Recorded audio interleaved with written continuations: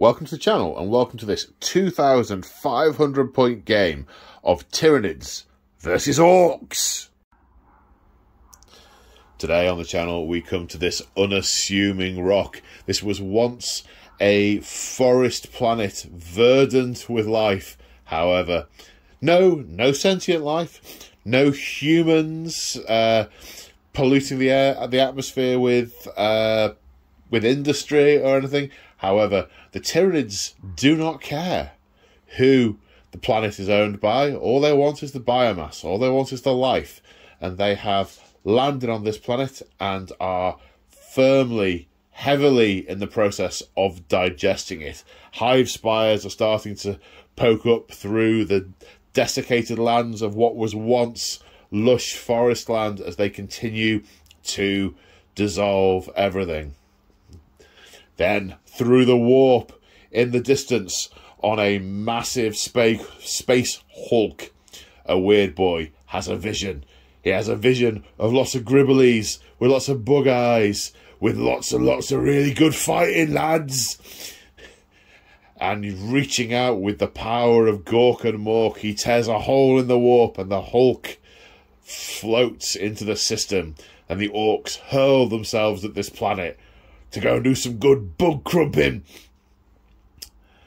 And we're joined on the channel today by James from March of War. Say hi, James from March of War. Hi, James from March of War.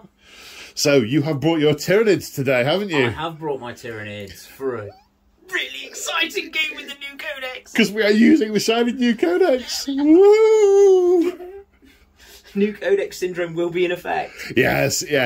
We will. We're obviously going to try and make sure we do everything we can to get all the rules right. But it's a big book and there's lots of rules. And we deliberately tried to take a lot of units that you don't normally see or haven't previously seen to get a good spread of stuff. And also you brought with you today this fantastic Tyranid Terrain. So on the table here, we've got a few different things from different manufacturers. The mat is P-Work.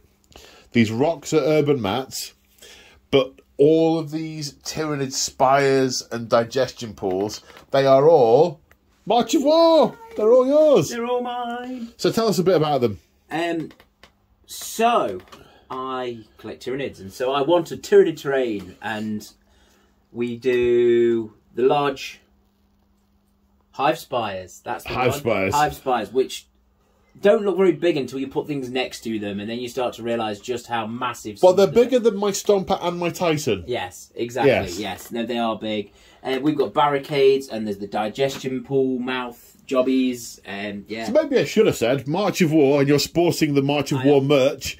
You do two things, don't you? You've got you run tabletop events with another chap. Yeah, that's a venue in Belper where we're having a lot of our Say Hi Paul community events. The Crimson Ribbon in June. Yes. Oh yes, looking forward to that. Maybe we'll plug that a little bit more later on. Yeah.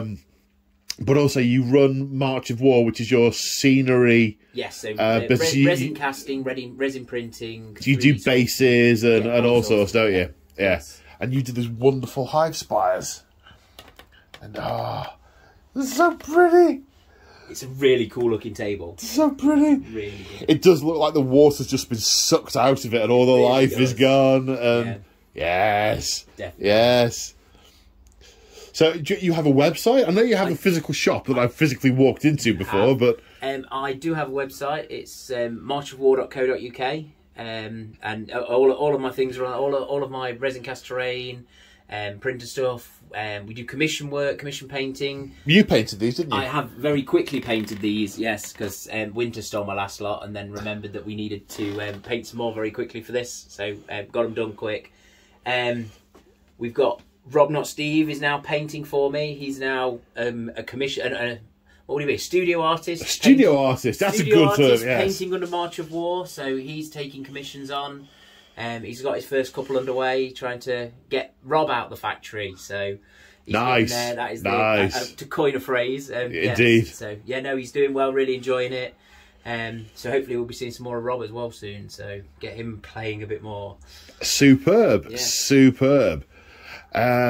So right before we crack on with some of this stuff, a few bits and bobs. This is I forgot what I normally say at this point. It's been so long since I filmed a battle report.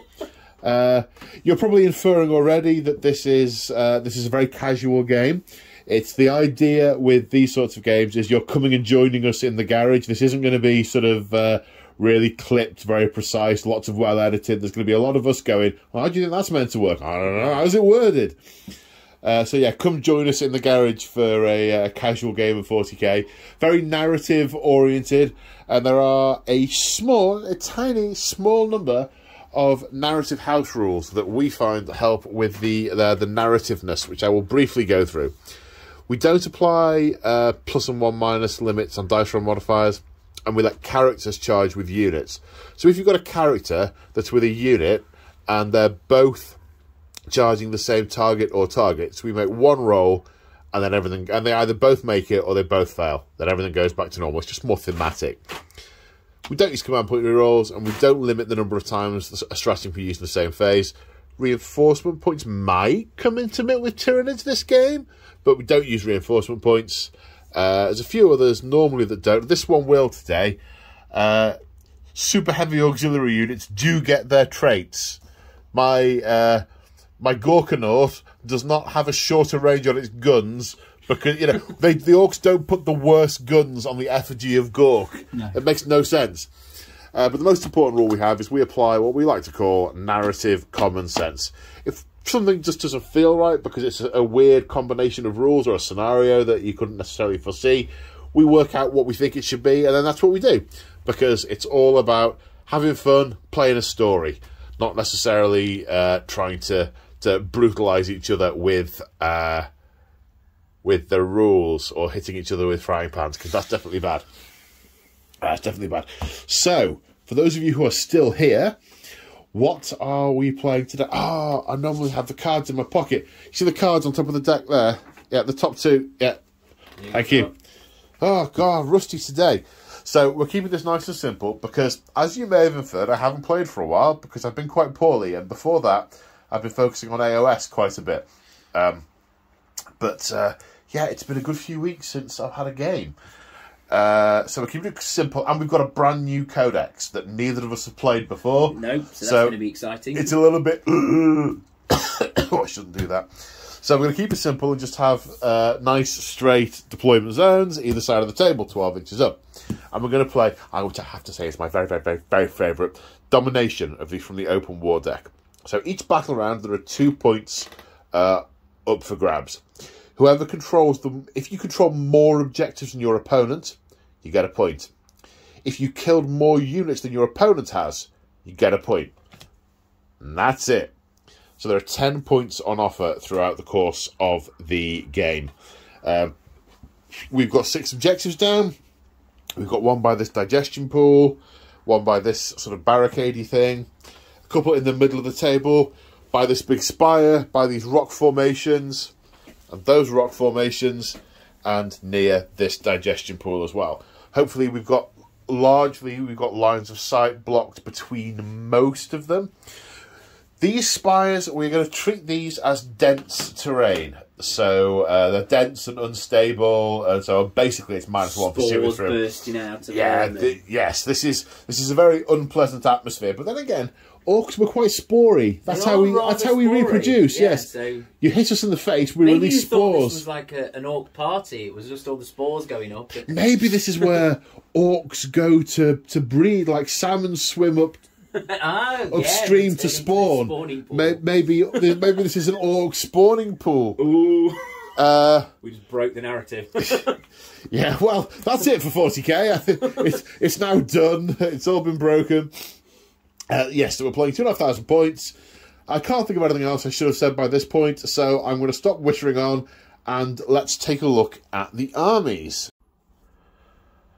And here we have roughly 2,500 points of Bad Moon Orcs. I say roughly because in order to squeeze units in here and there, it's like a few points over, and then there's stuff that the app crashes if you try and add on to models. So, yeah, roughly 2,500 points of Orcs.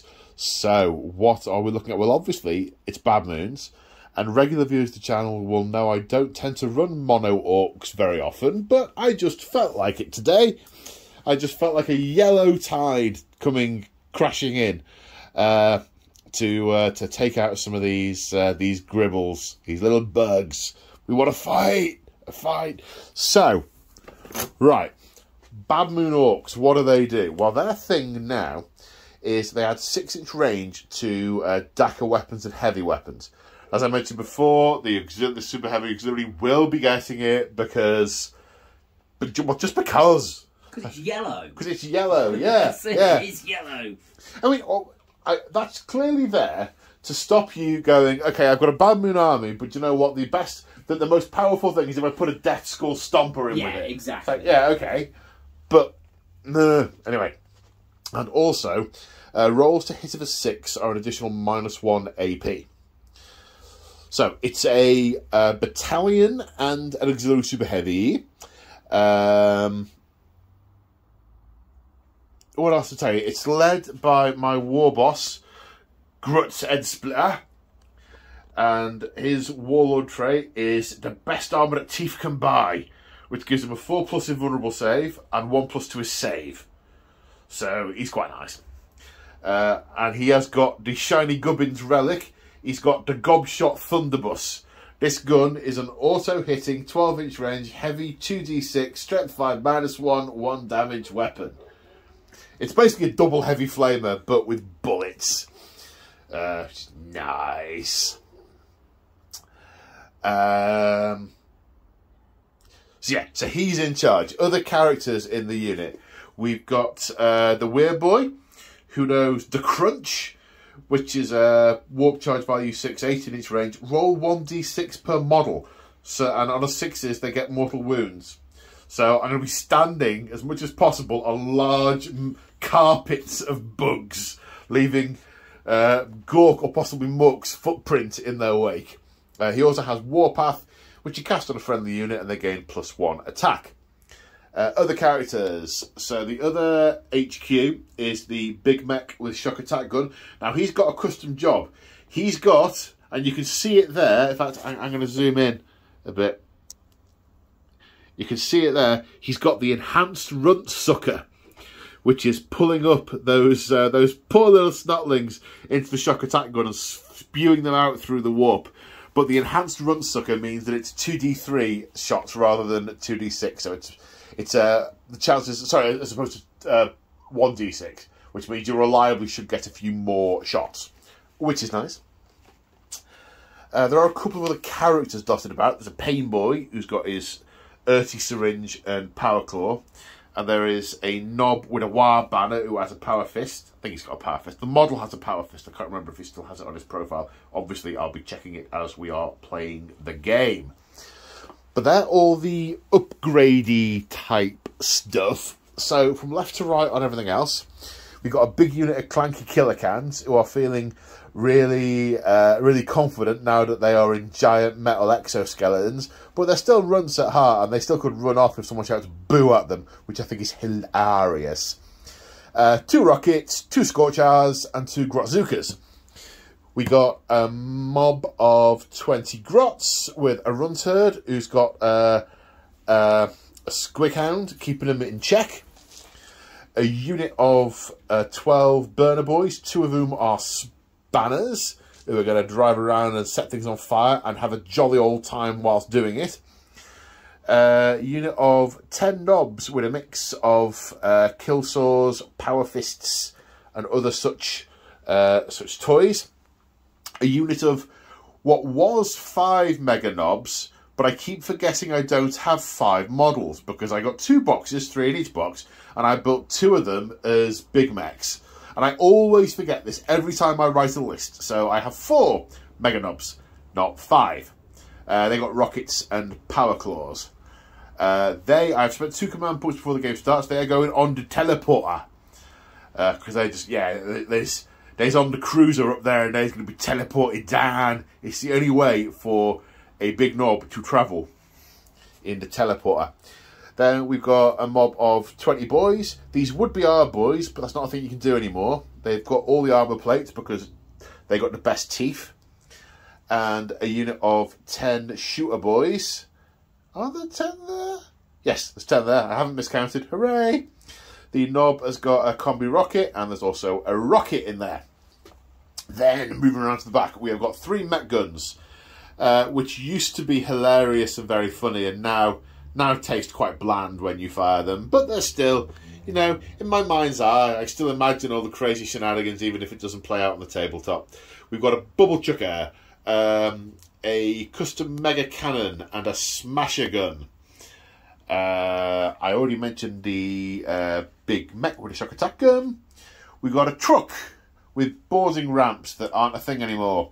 We've got another truck with a wrecking ball, which is a thing. Then we have got a battle wagon, which has got a death roller, 4 big shooters, a lobber, an hard case, which makes it toughness 8, but means that I lose the open topped ability, and I can only take 12 models, and either the cannon or the kill cannon. I can't remember which one it is. It's the one that's just got 1 profile, not the 2 I know which one I know what I've paid for, but yeah, that. And that is the ride of the of Gruts and his Nobs and a Pain Boy. We've got a burner bomber that's going to fly around dropping bombs on stuff. Bombs that are most effective when dropped on large units. Oh no. Oh yes. And then the effigy of Gork, the Gorkanaut, which has actually got a transport capacity. If I only had 3 of the Mega Nobs, I'd put them in the Gorkanaut because it can take 6. But I've got 4. And he has got a couple of massive guns, a couple of rockets, a couple of big shooters, and a Scorcher, and is basically going to cause havoc and mayhem. Oh yes he is. Right, let's go and look at the bugs. And here we have circa 2,500 points of Tyranids, and I have to say, this looks utterly terrifying. A massive swarm of Gribblies, a plethora of medium-sized beasties and lictors and gene stealers, and then these huge things that are just, I mean, look at that! Look at that! It looks like it should be eating a submarine! It's horrific! And it looks so cool. And so, it looks all so cool next to your terrain. Thank you very much. I have to say. Thank you. Yes. Yeah. Okay, so now you have to bear with us here, folks, because New Codex syndrome. New Codex. Yes, it is indeed. So your High Fleet Kraken. High Fleet Kraken. And High Fleet Kraken get. We advance D3+3. And then we so have which is the so we get the adaptive job. You get 2 abilities with the High Fleet. One that you've just got. Oh right, no, so the one we get yeah. is the one where on the charge we get an additional AP. Okay. And then you've got the adaptive one, which could be swapped at the start of the game. Yes, so our base one is the D3+3 for the advance, but then we can swap it for a feeder or a hunter. Yes, so we won't go through all of those now. If you want a rundown of those, check out my my review video of the Codex. But basically, you get 2 traits. One you always have, and one you can then swap at the start of the game to sort of customise your list, as it were, and to represent different states of the High Fleet, whether they're hunting, whether they're hiding, whether they're just consuming. And it's a nice way of sort of telling various different bits of story, and also tailoring for competition, I would imagine. So that's what High Fleet Kraken gets. Now, the general of this army is the Swarmlord. He is the Swarmlord. Oh, hang on. Right. So there's a couple of other things that are probably best explained before we go into those. So there's 2 quite new things. There's Synaptic... I want to say Imperatives. No, not those. Synaptic Lynch... No. Links. Synaptic Link. Sorry, my mind just went totally blank there. Synaptic Link. Now, there are a number of abilities on cards and psychic powers and on stat lines that affect things that are either in Synapse range or within Synapse Link range. Now, most of you will be familiar with Synapse range. It comes 6 inches out of the Synapse creature, and you auto-pass morale tests if your unit is within it. The hard mind dominates the lesser creatures and overrides any instinct they might have. Now, synaptic link range is where if you have a synapse unit that is within 12 inches of another synapse unit, that is linked synaptically. So if you have an ability that applies if you are within synaptic link, so he has an ability that's a synaptic link range ability. So because he's within 12 inches of them, he can play that ability on anyone who is within his synapse range of 6 inches, or anyone who is within their synapse range of 6 inches. These ones over here, let's say that's 12 inches. I think it's a little more by eye, but let's say that's 12 inches. Then he could play that synaptic ability on anyone who is in synapse range of here, because they are linked synaptically. So if we talk about synaptic link range, that's what that is. Now, the other is an ability called Synaptic Imperatives. Now, it's quite straightforward, but it's a bit weird and wordy to explain, so I'll do my best. Basically, they're abilities that you can use once per game, and every synapse creature gains the ability. But the ones that you have to choose from depends on which synapse creatures you have in your army. They all give you access to a different one. So a Hive Tyrant gives you a specific one, Tyranid Warriors give you a specific one, Tervigans give you a specific one. So you've got 3 different synapse creatures in this army. We have three in this army, so there are 3 synaptic imperatives. If there were 5 synaptic creatures, there'd be 5. If there were 6, there'd be 6. And they're all unique. So you have to have the unit in your army that activates it to be able to use it. You can't have the synaptic imperative that comes with a zoanthrope if you haven't got a zoanthrope in your army. So in this game, the synaptic imperatives will be the ones that can be used by Hive Tyrants, Warriors, and Tervigans, because they are the synapse creatures in this game. So that's the first thing. What's the synapse in the army? Well, it's 3 units of warriors. They're equipped WYSIWYGs, so the Scything Talons. Is that a Death Spitter? Looks like a Death Spitter. Yeah. That looks like a Venom Cannon. Each unit's got a Venom Cannon in it, and so yeah, and then there's Death Spitters and Claws, Death Spitters and Claws, and there's one, I think, with Rending Claws in each. Okay. Or somewhere. Then we have the Swarmlord. The Swarmlord is the army warlord, and has to take, and his warlord trait is predetermined, and that his trait is Synaptic Linchpin, which adds an extra 3 inches to his synapse range. So his synapse range is 9 inches rather than the regular 6. Is it 3 inches or is it 6 inches? I think it's 3, and I think it also adds to his link range as well. Like, does it add to his link range? It adds to 2 different ones. I'll find it in a second. Sorry. Okay, we'll sort of come back to that one. The other thing that I can't really come back to, I need to wait because I don't have this in memory. James has got all the books in front of him. So is it? So what's what else does it do? Adds 6 to the range for his imperative abilities and 6 to his synapse range. Right. Okay. So that's the way. Back in 8th Ed, you used to have a 6-inch range for all your auras. And in 9th Ed, what they've done is go, actually, this aura is too powerful to affect everyone. It only affects one. So pick one. Yeah. Yeah, that's quite common in a bunch of the codices, I think. Definitely. Right, now the other, if you want to flick to the relics, the other is the relic. Now the Tervigon. Yeah, it's got the claw. Those ones gone. The More Claws of Thyrax. More Claw. It's got more claws. It's got more claws. And what's that do then? We get add on to the attack characteristic, we get reroll wounds, and we get each time it destroys a unit, it gets an additional attack. For the rest of the game? For the rest of the game. Nice. Capped at 3. Capped at 3. Capping. Yeah. I may write on the house rules at some future point in Biro, no capping, because... Anyway. Sorry. Must resist going off on one. Then, what else are we looking at? Okay, so we've got some swarms of Gaunts. This looks like a 30 with flesh borers. There is, yep. And that looks like a 30 with flesh borers. It is indeed. And then 20 Hormigans. 20 Hormigans. And 10 Gargoyles with flesh borers. Yep. Okay, so that's all the gribble. There's a 10 unit of Gene Stealers. There is indeed. We mentioned the Warriors, who are Synapse, but they're also troops, so they're OBSEC. Then we will go from left to right. So this is, I want to say a Maliceptor? Toxicrene. I want to say Maliceptor, but I'm wrong. Yeah, Toxicrene, also known as Mr. Tickle. I don't want to be tickled by those. Or any Tyranid organism. 12 attacks. No, I don't want to be tickled by any Tyranid organism. None, not ever. No, you do not. Not by Mr. Toxic. So, generally speaking, what's his thing? He is toxic-y, cloudy. He does. We'll find him in a minute.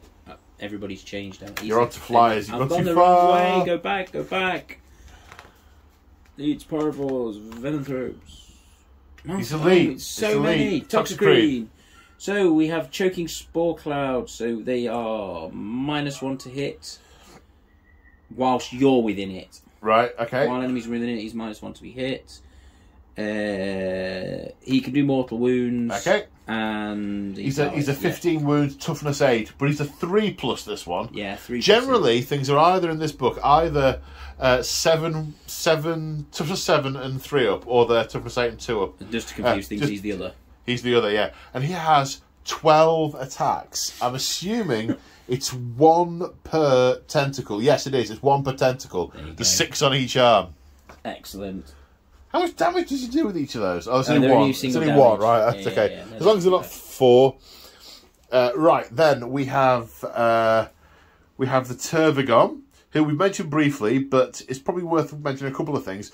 So the Tervigon still spawns termagants back into units. But she also can once per game just create a brand new unit. A blob of 10 now, interestingly, you probably noticed at the start of the game in the house rules discussion, the no reinforcement points. Well, she actually says on her profile it doesn't cost me reinforcement points. No, so we can do this in competitive play as well. Sorry, I almost said proper play. That was close, wasn't it? In proper competitive play. Right, out you go. Watch yourself, laddo. Yeah. Well, that's usually where they then come down on the book. Rather than writing the book to suit competitive play and then giving you narrative fluff, they normally write the book and then go, but you can't use any of this when you're being competitive. So it's quite nice that they've actually thought about it. They used to do that. They don't do that anymore. Anyway. But yes, this unit can create a unit of Gaunts, which is nice. And 2d6 back into a unit as well. Which is also good. Yeah. Now, but with it being a Synapse creature, one of its abilities is it can control these Gaunts to such an extent that they will throw themselves in the way of danger. So if there is a unit of Gaunts within engagement range of her that is more than 15, then you cannot target her because the Gaunts are throwing themselves in the way of your shots. Basically, as long as the Gaunts are closer to the people firing and they are within engagement range, you can't target her. Yeah. So that's kind of cool. Yeah. Okay, then we have, is this a Harpy or a Crone? It's Harpy. Okay.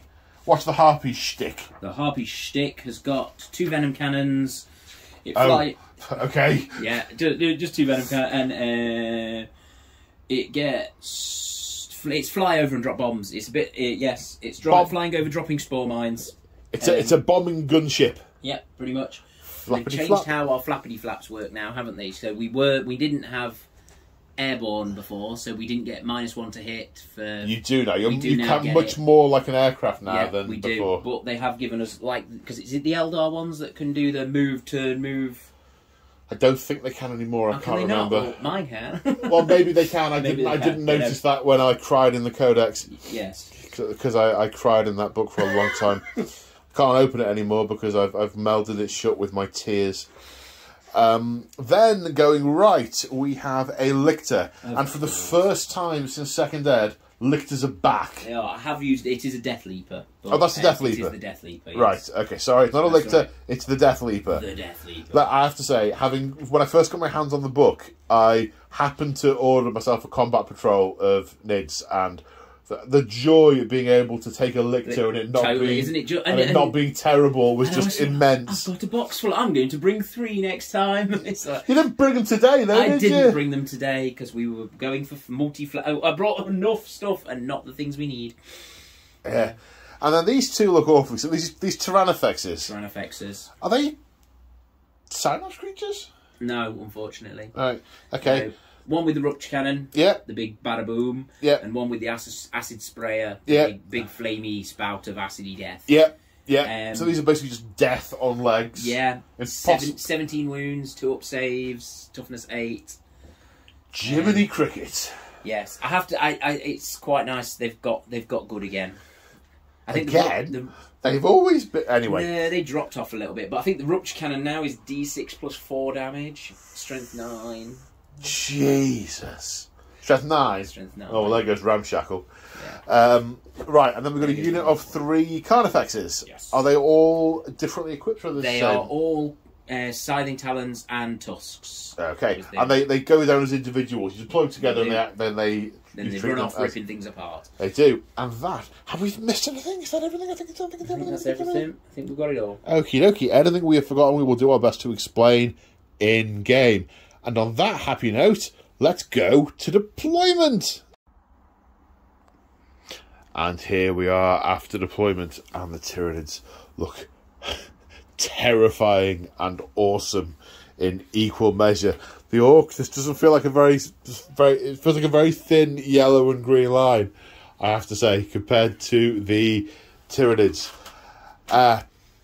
James, talk me through your deployment. I put stuff on the table opposite you.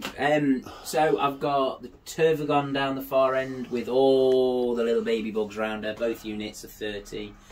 For a change, I was actually careful about something, and I actually made sure I've got my 12-inch bubbles of overlapping synapse link going at the beginning, at least, all the way across the lines. So nice, I can try and use my new imperative toys. Yeah. Other than that, it was bugs go that way.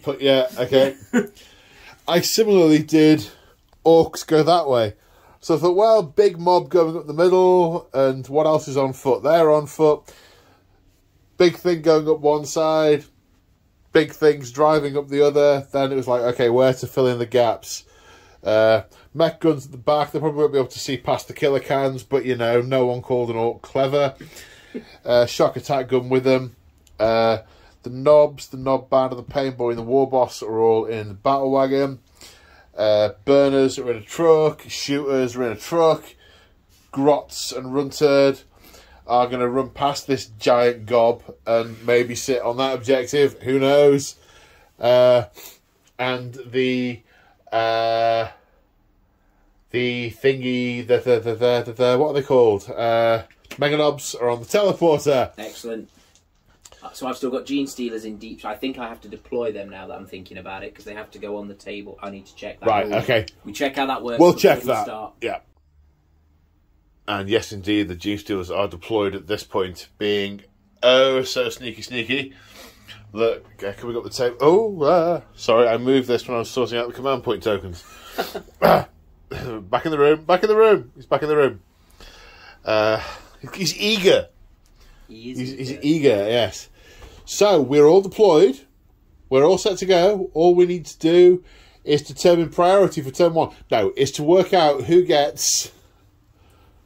No, hang on. No, we need to work out who is going first. Yeah. So, good luck, sir. Good luck, matey. I got a 6. Is it a 6, your marching it's war? It's a 6 on the marching war, yeah. Are you going first or second? I think I'm gonna go first. Okay, now is the time that you swap in your thing. So this may take a minute or two. We'll be right back. Okay, so you can see the grin. There's been a lot of discussion and a little bit of... so many choices. I was like... How can I pick? How can we pick? We can make the whole army heroically intervene as if they were a character. An army of Space Wolf bugs. But you've gone for... You've gone for synaptic goading. Yes. which is so the hive mind is lashing the little bugs on and driving them forward. Exactly. They sense biomass, moving biomass on this planet. They were nearly done with this planet, and now there are fresh things to eat. And the hive mind is lashing the small things on, which does 6-inch pre-game move on all my endless multitude units, which is the troops basically. So it's not the warriors though, is it? Warriors, yes, no, the Gaunts, the Hormigans, the Gargoyles. Yes. Oh, so it's not all the troops because it's all the little ones. It might even be Rippers. I don't know if they count as endless multitude. I don't think you have any, but I've not got any today. Just out of curiosity, yeah. Just go running Rippers up the table. There are Rippers. Fast now, aren't they? Everything moves. Rippers. No, they are not. They're not. Swarms. Swarms, righto. Yes. Okay, so we are on to... I mean, it's only been 5.5 hours since James got here, and we're about to have turn 1 for the Tyranids. And that's all entirely my fault, not his. After the pre-game move, yes. Pre-game move, then turn 1. So here we are nearly at the end of the movement phase, and the one word I can use to describe what's going on is terrifying.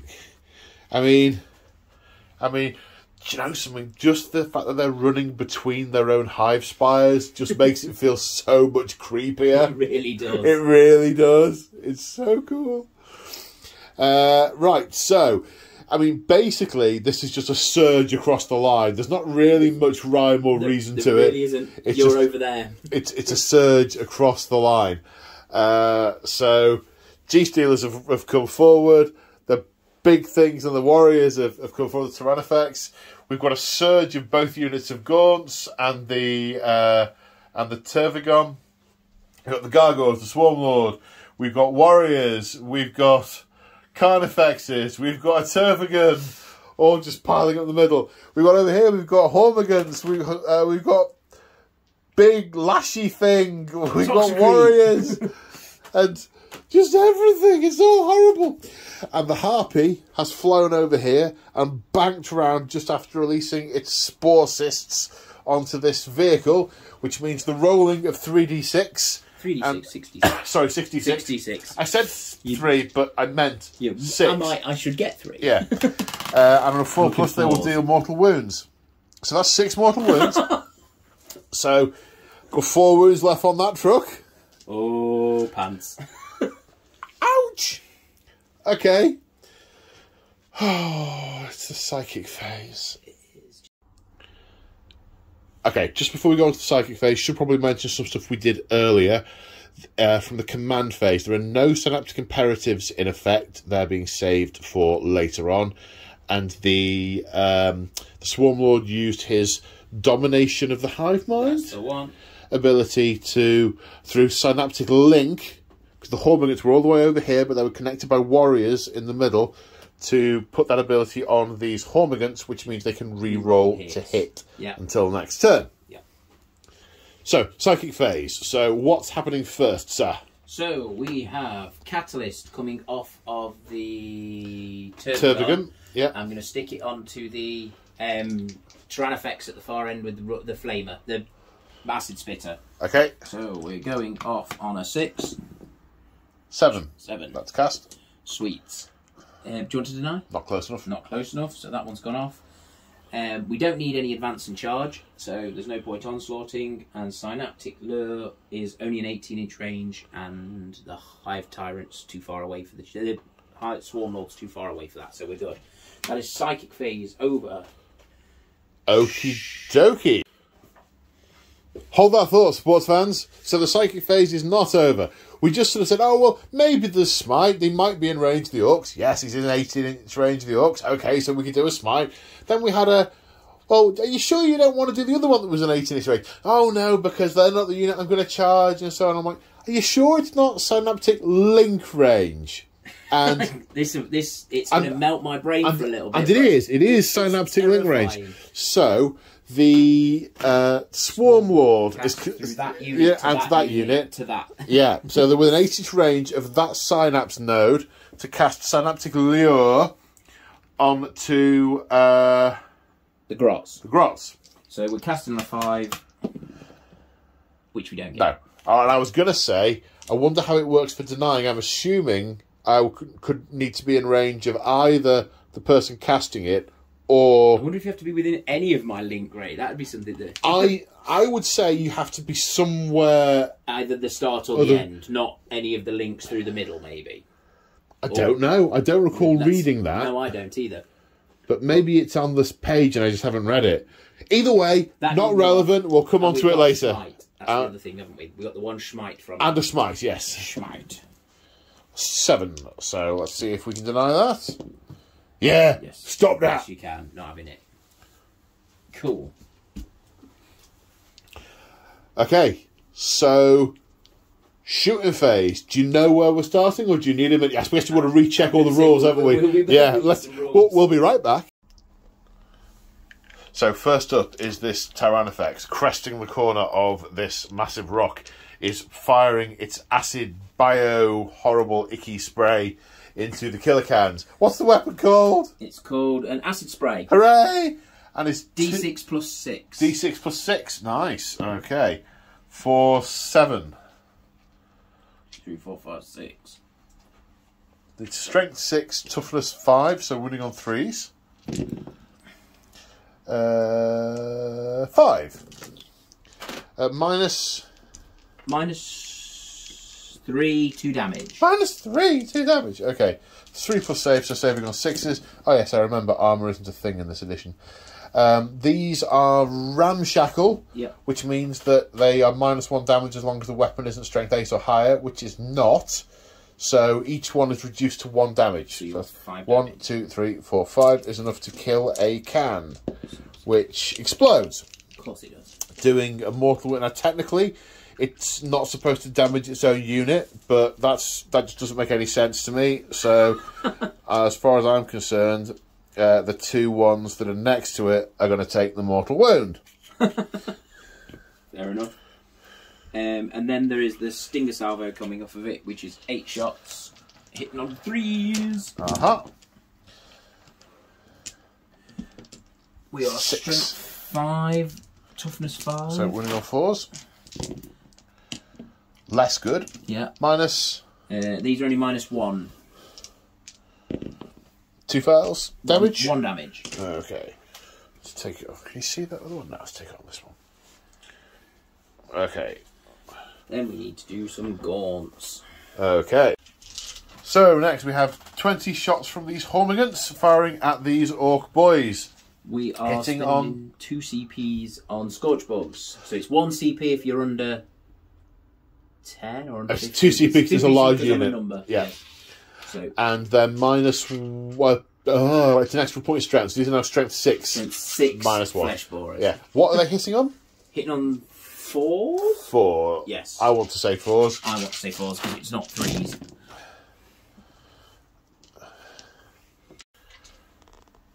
So 12 wounding on 3 pluses. So 3 fail, which 2 means fail. Oh, 3 fail. 3 There's fail. one, yeah. Which is 9 dead Orcs. Okay, so just as we were moving on, we remembered that the Scorch Bugs gave it an extra 6-inch range, so we rolled off camera for the ones that were in range, and it killed 2 more.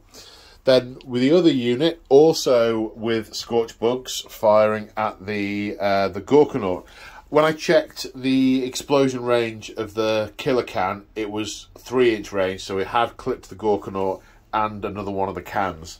So he's down a wound. But those Gaunts have fired at the Gorkanaut and have caused 6 wounds at -1. So saving on 4 pluses. 5 saves. Excellent. So that's another wound off the Gorkanaut. I'm now thinking I should have kept the mech near the Gorkanaut. But, you know... Orc brain. Now, the Gargoyles are firing at this unit as well. Only 6 of them in range. Yep. 6 shots with flesh bores. No Scorch Bugs this time. So we're on 4s. 3 hits. Strength 5, toughness 5. And 4s. Nothing. Nothing. They're not going to run anywhere. They're totally going to run everywhere. Right, where we go next, sir? Do you know where we go next, sir? Got the Warriors to do scattered across the lines. So which one's easy? This one's easy because it's only got the venom cannon in it, and he can see your truck. My truck? Do you know when you're putting the big flopping thing? Ooh. Because that might affect whether you truck or... the agony of choice. So now this unit of warriors that you can kind of just see past the tentacles are firing at the damaged truck. So venom cannon first, assault D3. D3. For 3. And then we're hitting on 3s. Hitting on 3s with warriors, nice. Yes, you make me double check that. Hitting on 3s, and then we're strength 8, toughness 5 or 6. Toughness 6. So that's both of them. Now, because you're strength 8, the ramshackle rule doesn't apply. Ah, is it 8 or less? Right, 8 or less, yeah. Right, that's so okay. What's the minus from the venom cannon? -3. -3? -3, flat 2 damage. Of course. Okay, so, I mean, this edition, I mean, doesn't explode. There are 12 inhabitants of the vehicle. Yes, that's the whole thing. Uh-oh. 1, 2, 3 die in the resulting explosion. Okay, so the burners have jumped out and are getting ready to set stuff on fire. Now, we just had a debate about whether to shoot the Tyranid Warriors into the moon because it's a blast weapon and it'll kill them. But then again, it's high strength and that's a battle wagon. So we've gone, well, let's see what the Harpy can do against the battle wagon first, and then maybe come back to the others. I don't think this is going to take very long. No, so it's the heavy venom cannons are heavy 3, strength 9, -3, 4 damage. Yeah. So what's its ballistic skill? 3. 3? It's a Tyranid. It's a Tyranid. We missed 3 at least. You missed 3. Strength 9. Toughness 8. 2. -3. My save has gone up to 3+, so I can at least try and save on 6s. I got one. So it's taken 4 damage. The ramshackle does not apply because the strength exceeds the ramshackle maximum. Right, now the stinger salvo from the Harpy. I feel like I got off very lightly with just the 1 getting through there. I think so. What is it? Assault 8. So do we get the -1? You still get the -1, don't you? For shooting assault weapons when you've moved. Not move. No, you didn't move. You didn't advance. No. One of them. No, you're all right. Don't worry. Me being an idiot. What's the strength of them? Strength 5. Okay, so 5s. And somehow I got 4 of them. 4 of them. Okay, minus. -1 damage. -1. Okay, 4+ saves. So 1 gets through. Takes another point of damage. I feel like I got it very lightly there. What's next then, Chief? I think we'll put the venom cannon from the Warriors, the normal venom cannon for the Warriors into the battle wagon, I reckon. Okie doke. There's 1 Devourer can see as well, I think. You reckon? I think so. One that definitely can't, but 1 that definitely can.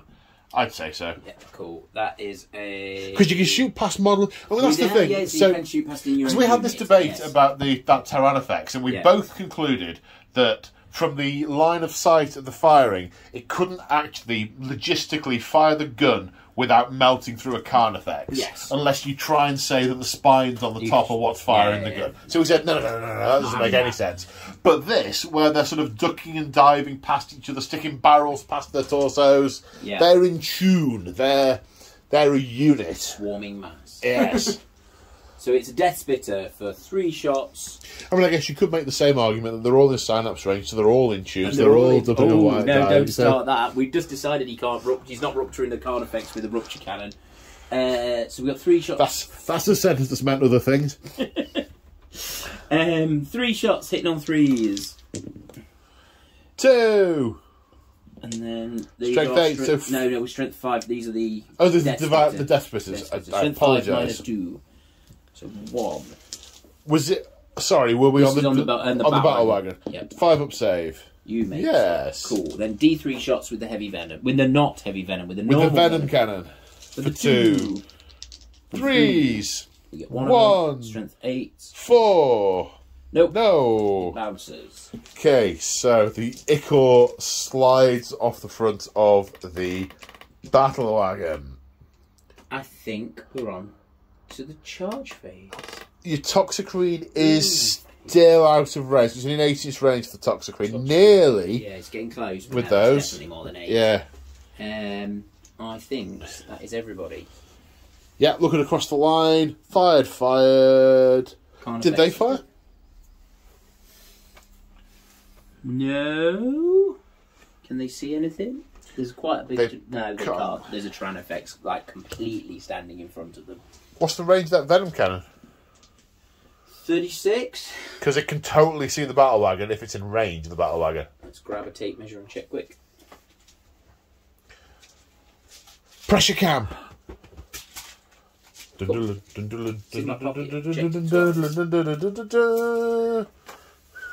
There's 36. Right, nope, He's out. not quite. No, and you can't see those boys because there's stuff in the way. I'm wedged. I've got it. Right. Okay. Turn 1 charges. Uh-oh. I need to go and read a lot of stratagems very, very quickly. Okay, so this unit of termagants are charging these grots. I have not been successful in baiting James with the burners out the front. Oh, it sounded like such a good idea as well. Why wouldn't you charge some orcs that jump out the truck? I know. I mean, I don't think they know they would have flamethrowers, No. Maybe they've all got thermosense. I don't know. Anyway, roll your charge. We're in. You're in. Okay, so that one, we'll move that in a minute. And the only other one, I think the only other one we said, is these G-Stealers against the Gorkanaut, who is overwatching. Of course. Very much overwatching. All the Overwatch. That's in. Right. Cool. Do the Overwatch on camera come back to you with the wounds, if there are any? Okay, so we're in the middle of the Overwatch. And I thought, let's come back to being on camera. So, I played Showing Off for a command point, which is a Bad Moon ability, on which a roll to hit with a dagger weapon or a heavy weapon. Is it dagger or a heavy weapon?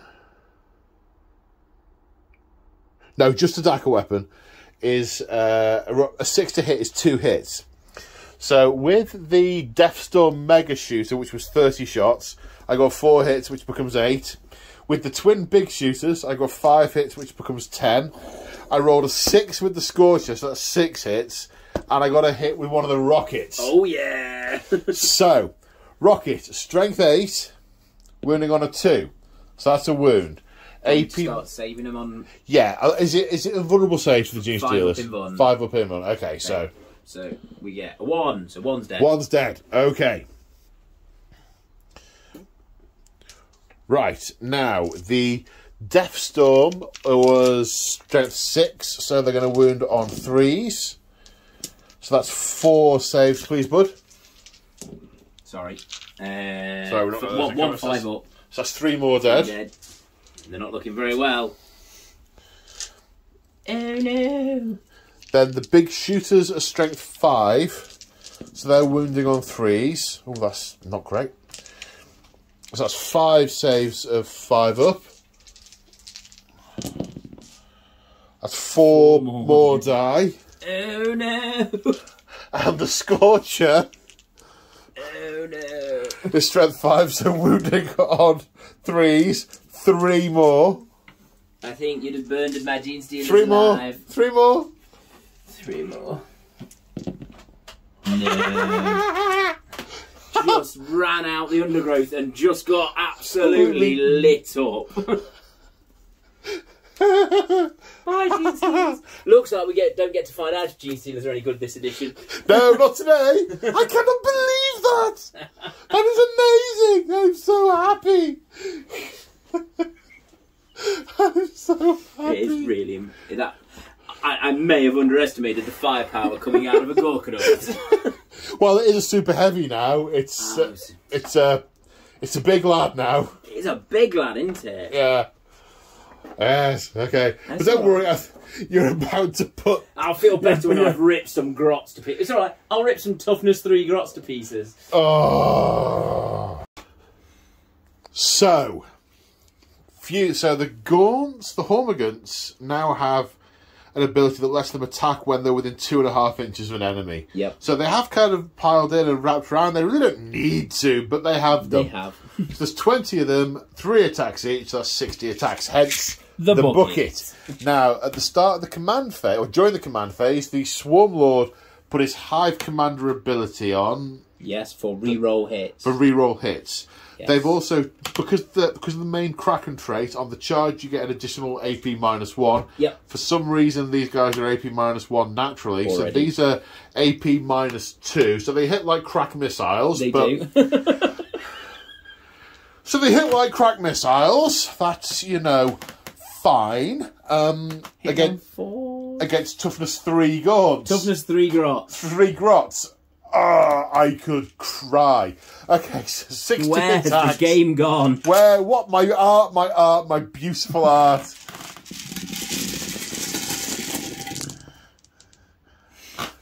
Pause. And the rerolls.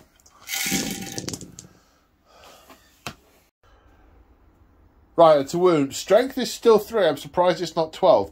But the grots are toughness 3, so this is wounding on 4s.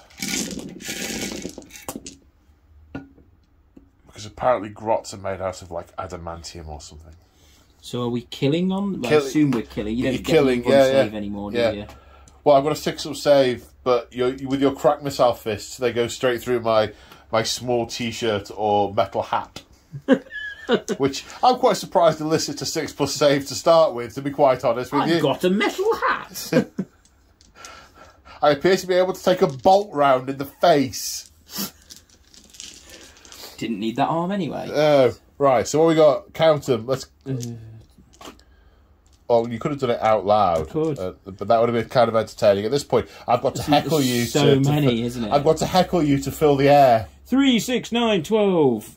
15, 18, 21. They're dead! Mazel tov, it's a dead grot. And James has just reminded me the Runter gets to fight back. Woohoo! Woohoo! There's 4 attacks, hitting on 3s. Well, he's got 3 attacks. The grot prod gives him an extra 1. Wounding on the 3s. Whee! 3 saves. Any AP? Nope. No, I think so. And I'm on 5-up saves now. Are you sure that's both Termagants and Hormagaunts? They are a 5-up save. They're both 5-up saves. Ah, so it must be Gargoyles that are a 6-up save. Yeah. Gargoyles are a 6-up save. Yeah. I knew one of them was. There we go. Killed 2. The swarm keeps pushing forwards. Okay, well, this is where it's going to be interesting. So, I wanted to say bravery then, their leadership +3 is not... Oh, they fail. So they fail. 1, 2, 3, 4, 5, 6, 7, 8. I'll do 4 twice. Let's go 4 behind. 1 more. 2 more. Oh, no. Oh, that's so annoying. They lost 2, and their leadership, I think, is 5. 5, yes. And they are not in Synapse range. Synapse. So 5... So 5 I'm alright, just. That is the downside of throwing your stuff up the table. Oh, so unfair. And the killer counts of leadership 6, and they lost 1. No. So they'll fail on a 6. It's a 6! Oh my no! So, one of them runs away. Let's say it was that one, because they're nearest the explosion. Ah! And then there are 4 more that'll run away on 1s. Oh, he's alright. Oh, God. Oh, hang on, this unit. Oh, no. They lost like 30. I need a 1. That's irritatingly not a 1. Is there no breaking heads or anything anymore? The Warlord's not close enough. Oh, no. 1, 2, 3, 4, 5, 6, 7. On 1s and 2s. 1s and 2s. Oh, I'm so sorry. Hey! Only 1 more, that's alright. Right, okay. So the tacit remnants of the Orc army go on to turn one. So we're here at the end of the movement phase for Orcs turn one. First thing in the command phase was we declared a war, etc. So, what's happened since then?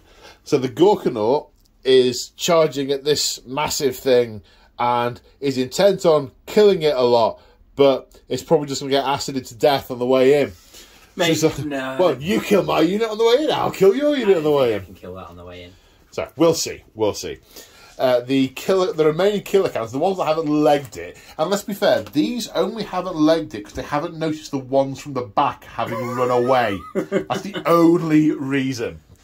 They're going up the field to stomp and chomp and stuff. These Orcs have advanced forward, as has the Wereboy. The War Boss, the Knobs, the Water Banner, and the Pain Boy all jumped out of the battle wagon and are running up the board at these big bugs, whilst the battle wagon is putting pedal to the metal and is going to put all its chutes over here and then ramming speed into the nearest big thing and whack it with its big roller. Over here, the Runter did a desperate breakout for 2 CP, moved this way, jumped into that truck. The truck is then driven off up the board and is ready to be doing shoots. The burners are going to light up these bugs and charge them if possible. If there's any left. If there's any left. Well, it's a depleted unit. I don't know. My mind's a depleted unit. I'm not sure. Well, we'll find out. The burner bomber has flown across the battlefield. Now, the way burner bombs work these days is you pick a point on a battlefield, which you fly over and drop your burner bomb. Each model within 6 inches can be hit on a 5+. And when I was saying, oh, at least we don't get templates anymore.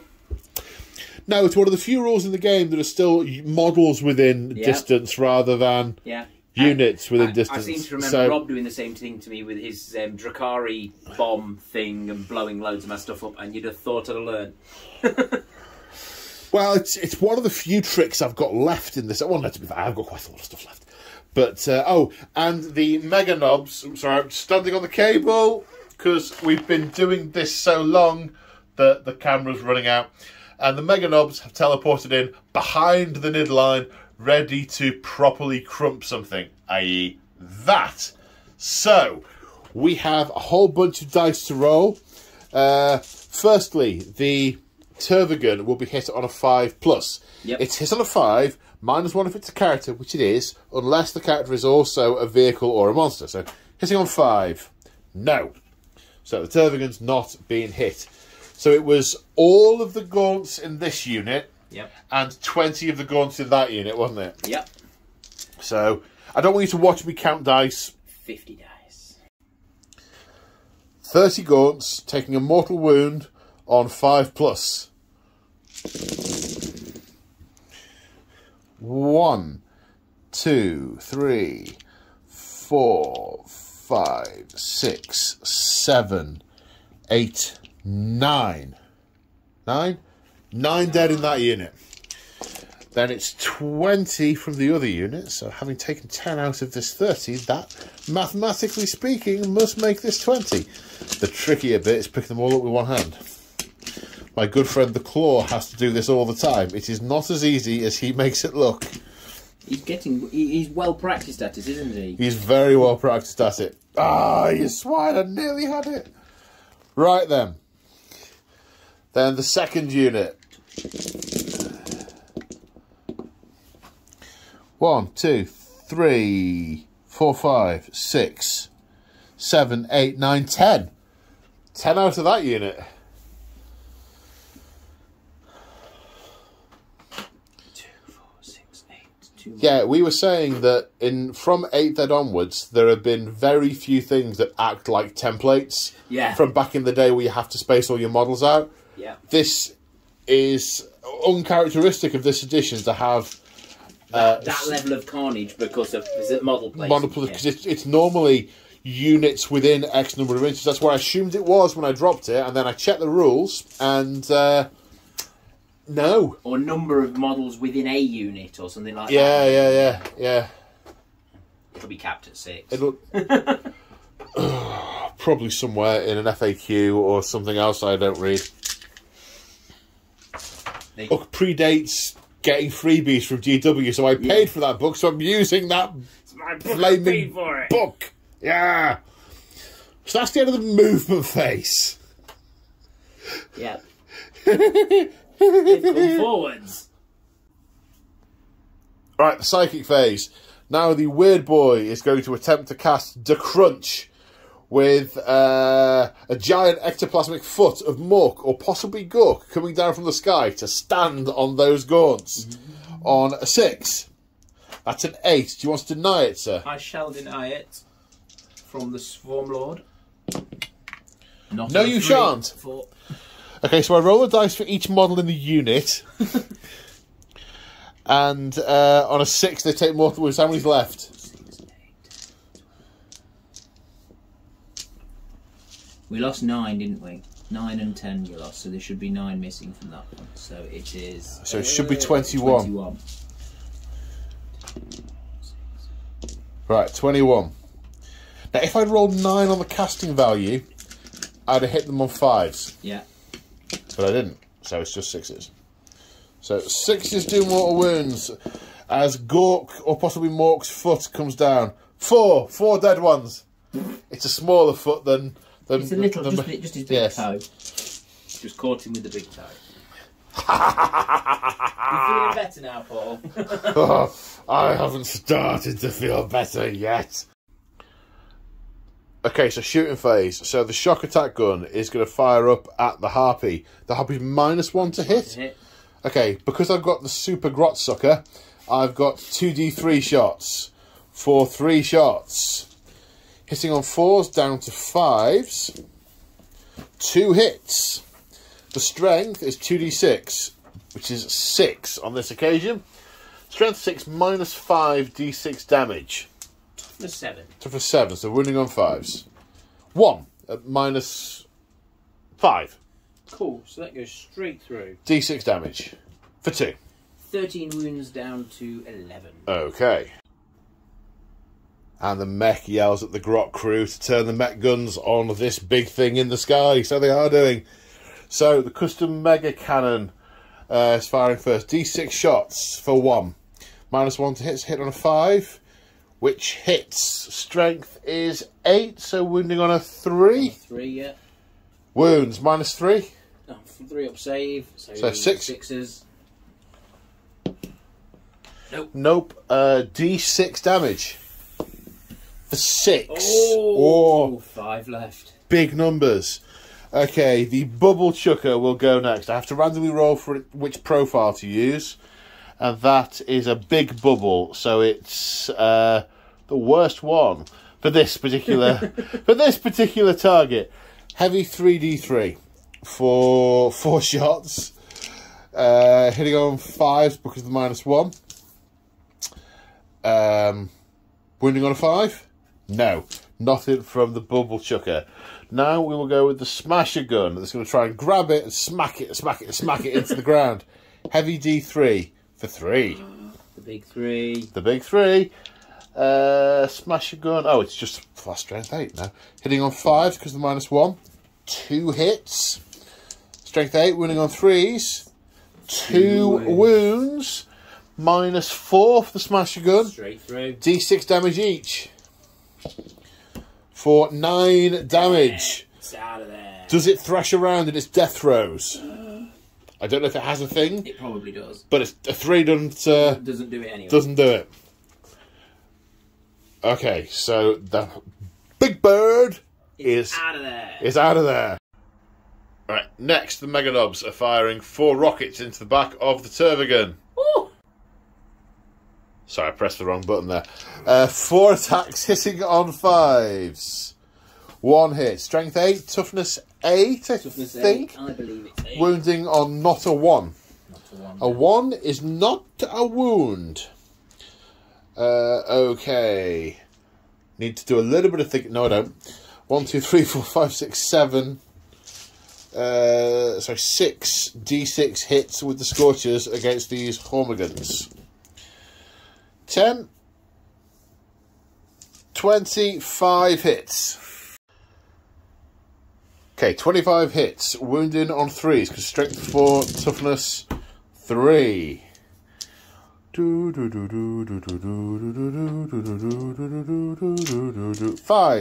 10. Oh, hang on. The 5, it's 10.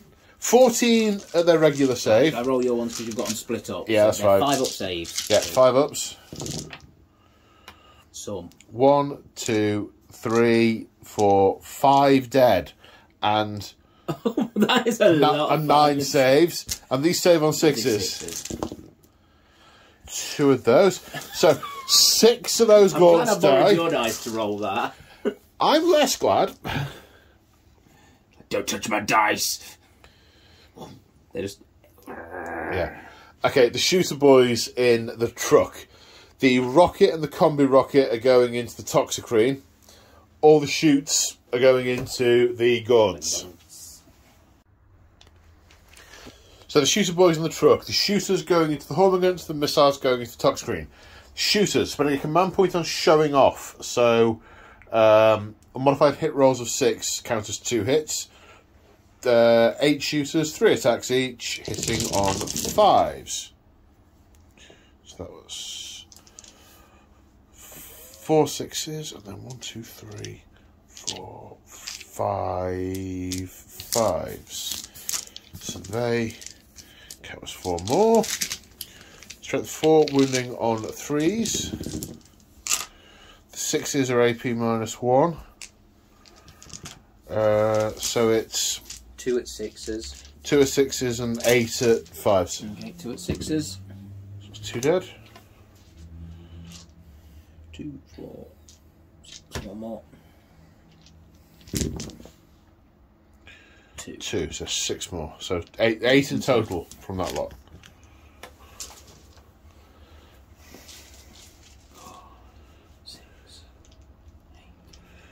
Right. Looking a little thin on the ground. The big shooter from the truck. 3 hits. Putting on 3s this time. 2 and 1 at -1. On them again. Yep. 2. So that was... Yes. And then 2. Yep, 5s. Yep. Nope. So 2 more die. 2 more die. Okay. I mean, I definitely want them dead. So the... Let's see. Should we come back to them, or should we do something else? You've got at rockets this you point? said into the top. Oh, you're quite right. Yeah, rockets is the top screen. Thank you. That's right. 1 hit, wounding on Toughness 8. not that. Okay, so that's that done. Let's go to the battle wagon next and work out where I'm going to put stuff from the battle wagon. Yes. Right, so the battle wagon's turn to fire. We're going to put the cannon into that unit of Tyranid Warriors because they shot me with a big gun. Yep. We're going to put the lobber into the larger of the 2 units of Gaunts. Yep. Because then I'll get the blast one still. Yeah. Blast. And the big shooters, as it's driving off, are going to shoot at these. Now, actually, I'm going to say that 3 of them are going to shoot at these because there's a turret that could turn, a couple of turrets that could turn and shooting out. But I'm going to say that one can't target the Gaunts, and that one will put it into gargoyles instead. Okay. Because that doesn't. That feels more right to me. Fair enough. So first off, the cannon going into the Tyranid Warriors, heavy D6 for 6. Boom. Hits on 5s. -1 to hit in the dents. Hits on 6s. But doesn't Makes no matter because difference I rolled anyway. nothing. Nothing. Okay, the lobber is 6 shots against the big unit over there. 2 of which hit. And they just strength 6, the lobber? 5. 2 saves at -0. 5 upwards. Yep. Okay. Good. All the way around here. Okay. The one big shooter at the gargoyles. 3 hits. 1 wound. Save for 6+. No. Got a gargoyle. Ah! Then 15 shots into these last 2 Hormigans. Hitting on 5s. Well, actually, no, we're going to have to say hitting on 6s because it's shooting across the thing. So hitting on 6s. Strength, toughness thingy. 3. So wounding on... Not that. So that, to charge them. What the actual is going on in what passes for your brain? I mean, really? Forgotten that Orcs likes fighting. Shamefully, yes. Yes, I've forgotten that Orcs likes fighting. Yeah, shamefully. Okay, all the small arms here are going to go into Tyranid Warriors.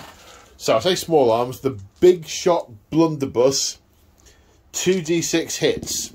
No, he advanced, that's a heavy weapon. Oh, pants. So I can't do that. And the others are all pistols, so I can't fire those either. Bottom? Yes. So none of those can fire. The cans did not advance. The cans did not advance. So let's see what they've got they can do. So now the killer cans. The rockets are going to go into that big thing in front of us, which is apparently the Warlord. And the Scorchers are going to go into the Termagants. Yes. So which order to do it? I'm holding them because they are heavy D3 each for the rockets. So that's 3 shots with the rockets. These are grots, so hit on 4s. 1 hit. Definitely a 1 doesn't cut it. No, it does not. No. Yes, he is toughness 8. Because he's a hive tower, and hive towers that are not flying are toughness 8. Is the flying no less? Yes. Ah. And less save. Oh, yeah. There you go. More new stuff. 2d6 hits with the Scorchers against the Gaunts, the Termagants. Wounding on 3s. That's 3 at -1. 3 or 4? Sorry, 4 at -1, I apologise. Yeah, you're right. 4 at -1, so that's 4 more dead.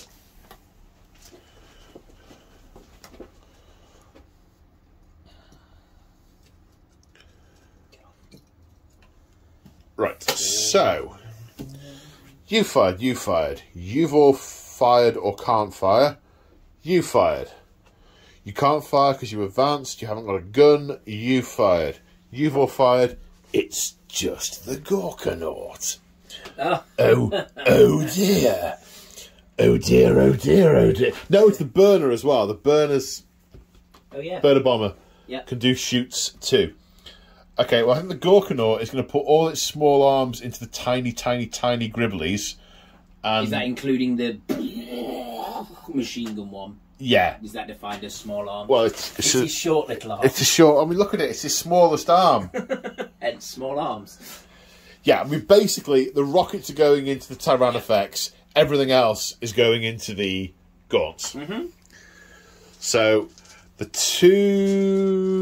Get the right page, Paul. So, the 2 rocket launchers.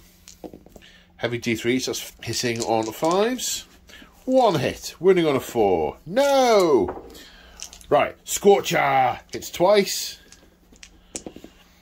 Wounds once. 1 at -1. He makes it. Makes it, okay.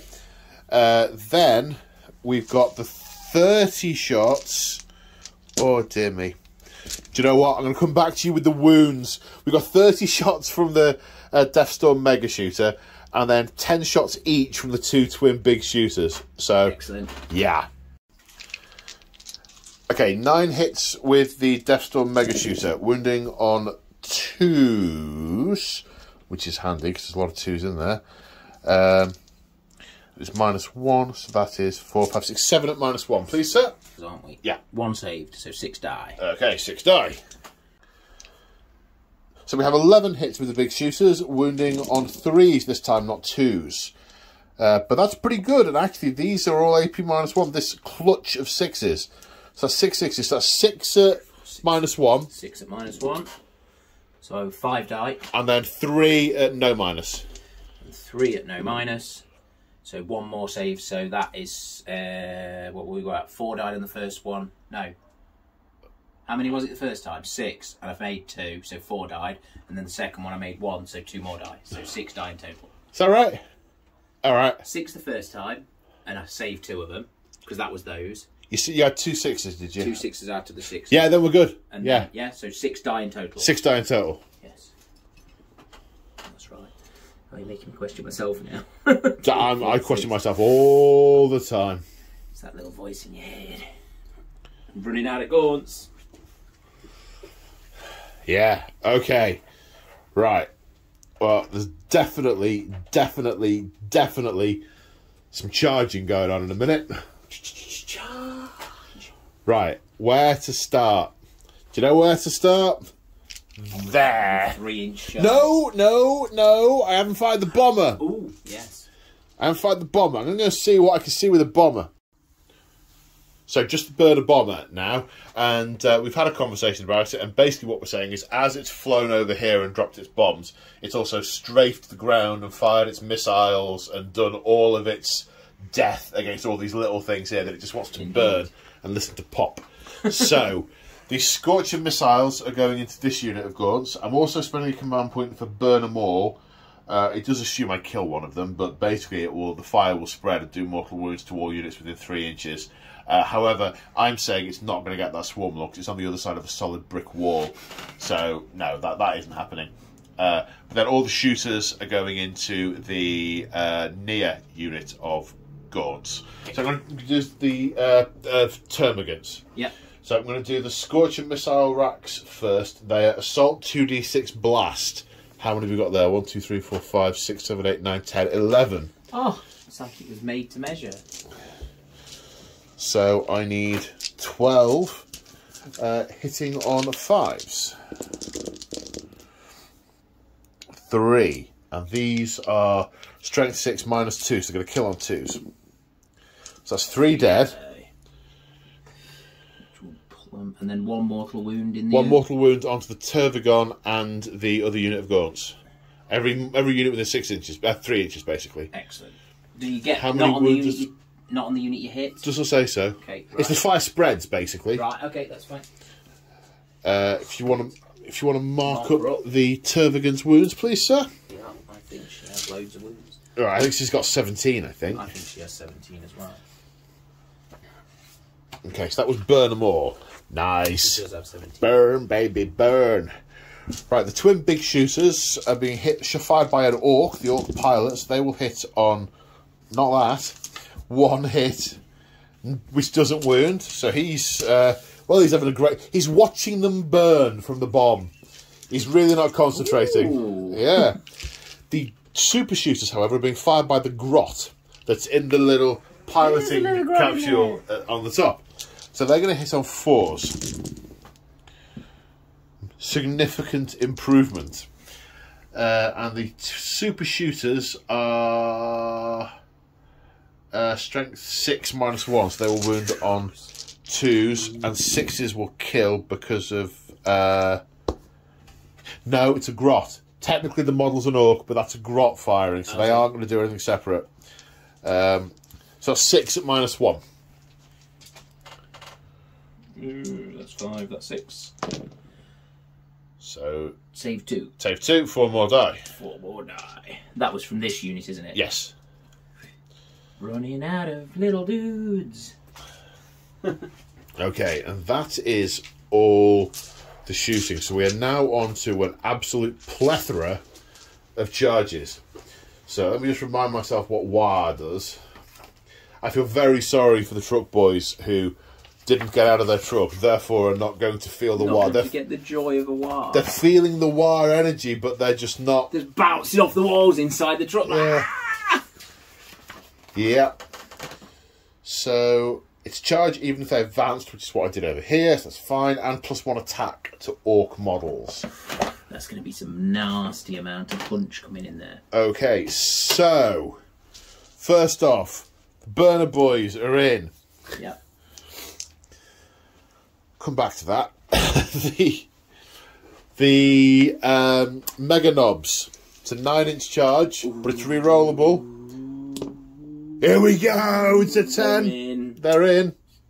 Boom. Oh no! Right, the Gorkanaut is ready to be acided to death. Yeah, you see, I'm torn between overwatching with that and maybe needing to overwatch with a top You've screen, remembered that you can use any command point as many times as you like. I haven't, no, there you go, Yeah. I'll overwatch them all. Yeah. Yeah. I will overwatch that one. Well, no, we can't fire. Why not, sir? Well, They've already they're firing over there. Yes. Yeah. No, that can do one. It can royally do one. Winner. It's one of the reasons for the house rules. House rules. House rules. Okay, so is he in? So 8 inches. Yeah, yes, totally in. thoroughly. D6 plus 6 I'm going to move him around a little bit because of the thing. He wants to get his claw in, and I don't want to break your model or mine. No. So he's in, He's but in. you can. And I will overwatch when we get to. Do you want me to do? Let's do that now, and we'll come back with the saves. So the number of 6, the number of hits to paraphrase is chuffing loads. So he's got 5 wounds that have successfully wounded. It's -3. Of course it's -3. How would it be anything less than a las cannon? But it's bioacid, so you know, fair enough. So these are saving on 6s, and they're 2 damage. And then ramshackle. No, this is not ramshackle. Doesn't get ramshackle. Doesn't get ramshackle. That's 8 wounds, 2 damage each. So that's 8 wounds. I can't see how many it's got left because I've put the wound count as 6 and a 2. 2. So yeah. So 6 and 2. 14. It's got 14 wounds left. So how many did it start with? 24. It's a knight. That's wicked. It's a knight. They've basically gone, screw it. Everything that's in super heavy can have a knight profile. Right. Why make things individual? Well, to speed the game up. Then why are we rolling 20 dice per orc and Yeah. Sorry, I'm not. Just walk in and just flick a coin and we'll be done. I'll not get started. It'd be a lot cheaper. It'd be quicker. Do you know what? Maybe we ought to make a new hobby. Just The coin flip. Call it done. Right. So what we could do is we could get the money we spent on the 40k for the month, and we could just get together, put it in the middle, and just flip a coin. God, that'd be and horrendous. And that's whoever takes you were it away. mentioning the lottery earlier. I doubt I get much content out of it. No. And there's probably some YouTube thing about gambling, pesky rules, and Also, we wouldn't get to paint it. I know. You could paint the coin that you're flipping, I suppose, or paint the money. I don't know. Right, going to spend command points on ramming speed. Okay. For the battle wagon. Yep. That's going to drive into that Carnifex. Yep. Ramming speed! 12. Yep, totally in.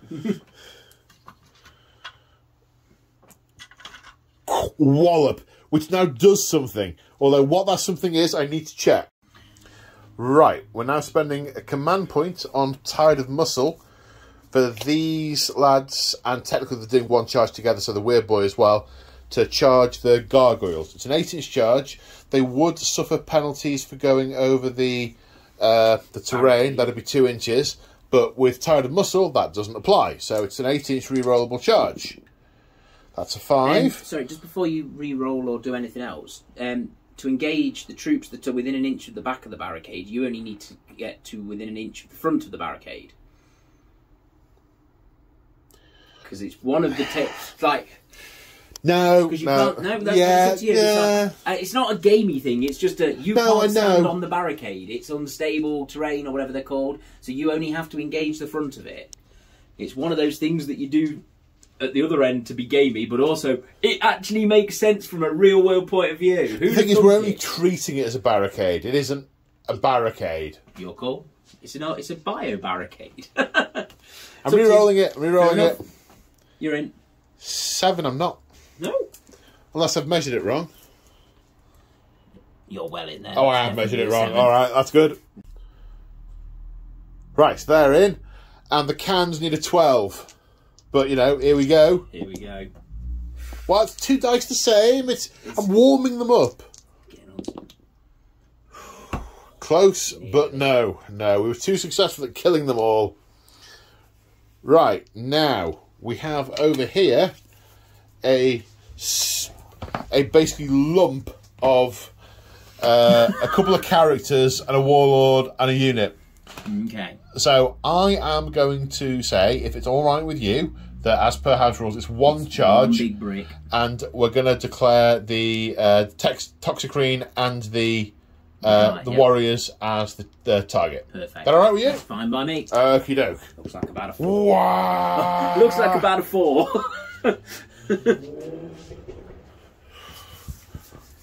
Wow. Is that risky? Is that just going for more? You're alright. Spread them out, boys. So the Toxicrene is overwatching, and based on the position of these models, I'm saying that's going against the War Boss. Yup. So it's how many? 2d6 shots. Okay.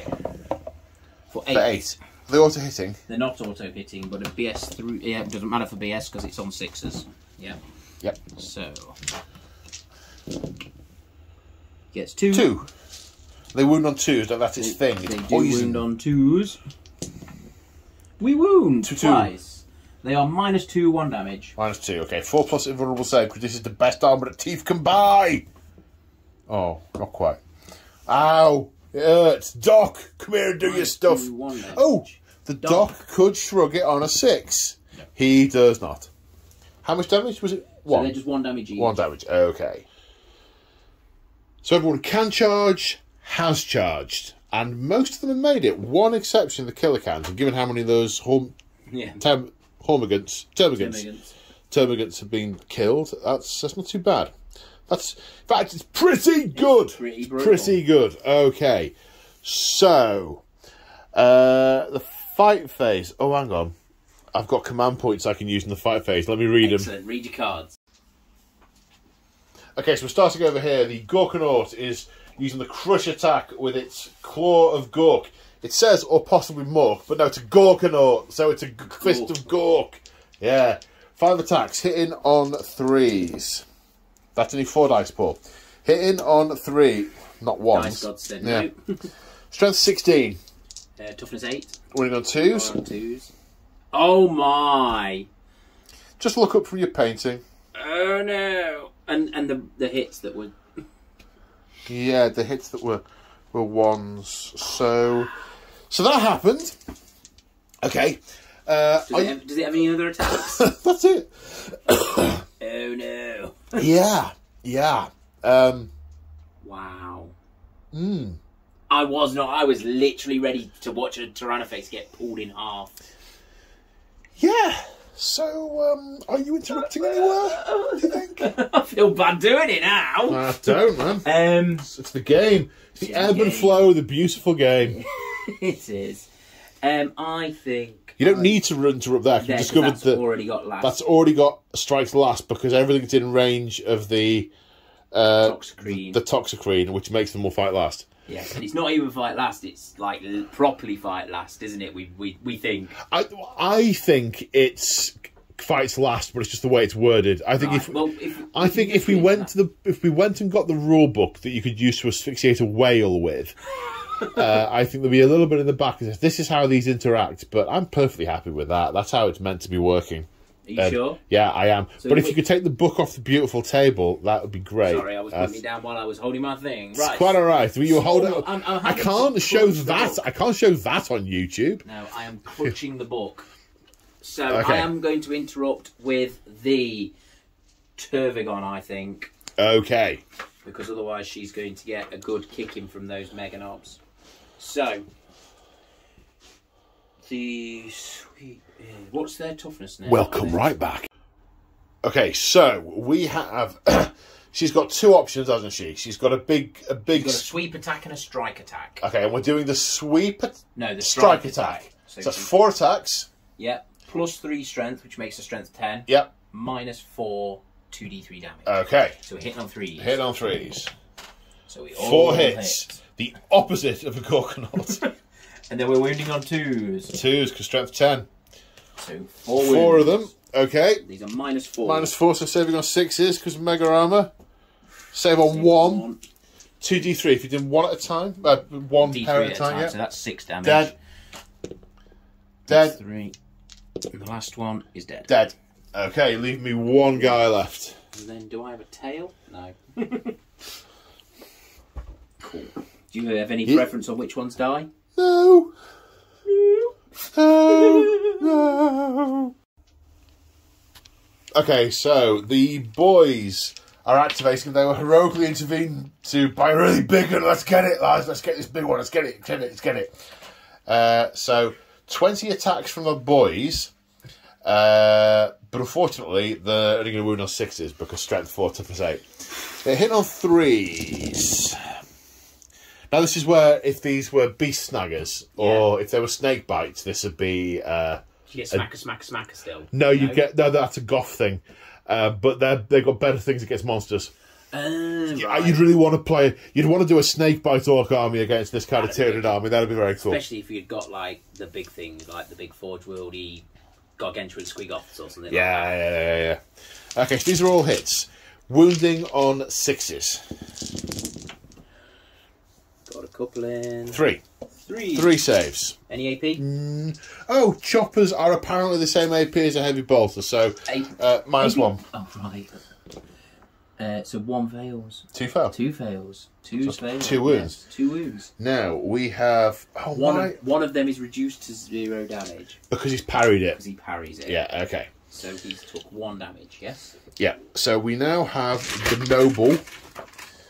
But I have to look up the rules for the power claw because they aren't on the page, even though that's the only, upgrade you get in the box with the boys. Power claw, strength ×2. Now, oh, hang on, sorry, apologies for this. I should pause the camera at this point, but I've kind of got to lean into it. Okay, so the boss knob is strength 5. So he has 4 attacks at -1 for the power claw. So he's going to hit on 4s. He's going to hit once. Strength is 10, so wound on 3s. Nope, it's another 1. Okay, I know what it is. Gork and Mork were angry. That's better. Right, are you going to interrupt? Did I already interrupt? Yes, but remember... I know I can do it again. I'm just... Yeah. Oh. Yeah, go on. I might as well. Why not? All right. Not to see what the top screen can do these days. Okay. So the top screen is going to attempt to eat the war boss. 12 attacks, hitting on... 3s. That's all of them. No, it's not. It's not all of them. It's some of them. It's most of them. It's a lot of them. It's that many. That many. And then wounding on 2s. Wounding on 2s, because that's its thing. Should we roll that one? No, I don't. Cool. There you go. So 2, 4, 6, 8. Okay, -2. 1 damage. But this is the best armour that Teeth can buy. 4+ invulnerable saves. So that's 4 have got through to best armour. And the Doc, you better sort it, Doc. I'm starting to feel queasy. Does 1 of them. So it goes down to... It's down to 2 wounds remaining. That is all he does. Okay. We missed a thing. You missed a thing? We missed a thing. What was the thing? Well, we got so excited talking about the fact that he gets -1 to hit, but he also does mortal wounds to everybody within engagement range of him. How does that work? At the start of the fight phase, for each enemy unit within engagement range of him, roll a dice on a 4 up, D3 mortal wounds. So let's do it now. Right. So, War Boss. No. No. Knobs. Yes. D3 for 1. Is it shrugged? It is not. So, mortal wound on the knob. On a knob. Let's put it on this one so I don't have to tussle and tangle with the things. Okay, so within engagement range, was it? Yes. Okay, so yes, it's not the other 2 yet. Cool. Because they're going to pile in a moment. Yes. Okay. Right, sorted. So you just interrupted. So it is my go to do something. You went. That knob's been sat on. They've done quite not a lot. Where boy? Oh, right. I'm gonna kill you. You're not doing the knobs. Oh no, you can't. Can't. Because that's the point of that guy. Yeah. 1, 2, 3, 4, 5, 6. 6 times 3 is 18. 1, 2, 3. I remember why I didn't pick these dice to start with. That was almost why he wasn't worth interrupting with, wasn't it? I have fewer of them. Well, I've only got 2 wounds left, so yes. you could have killed him. Right, yes. Thank you.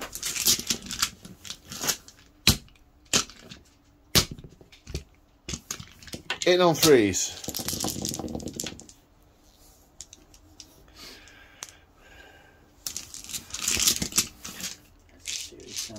Wounded on 3s. 9 saves of 5+ on these 2 guts. It's a wazzer, that'll be. Yeah. Yeah, they're dead. Yeah. Okay.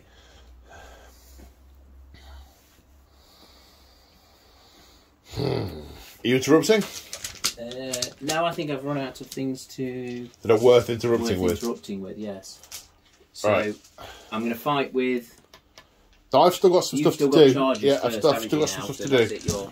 Okay, so but I want to get the right page. Okay, Battle Wagon next. With the Death Roller, 6 attacks hitting on 2s. That is 6 hits. Strength is 9, toughness 7, so wounding on 3s. That is 4 wounds, minus 2. So 2 up save, 3 up save, 4 ups. Okay, so 1 goes through, 2 damage, reduced by 1 because of hardened exoskeleton? Yes,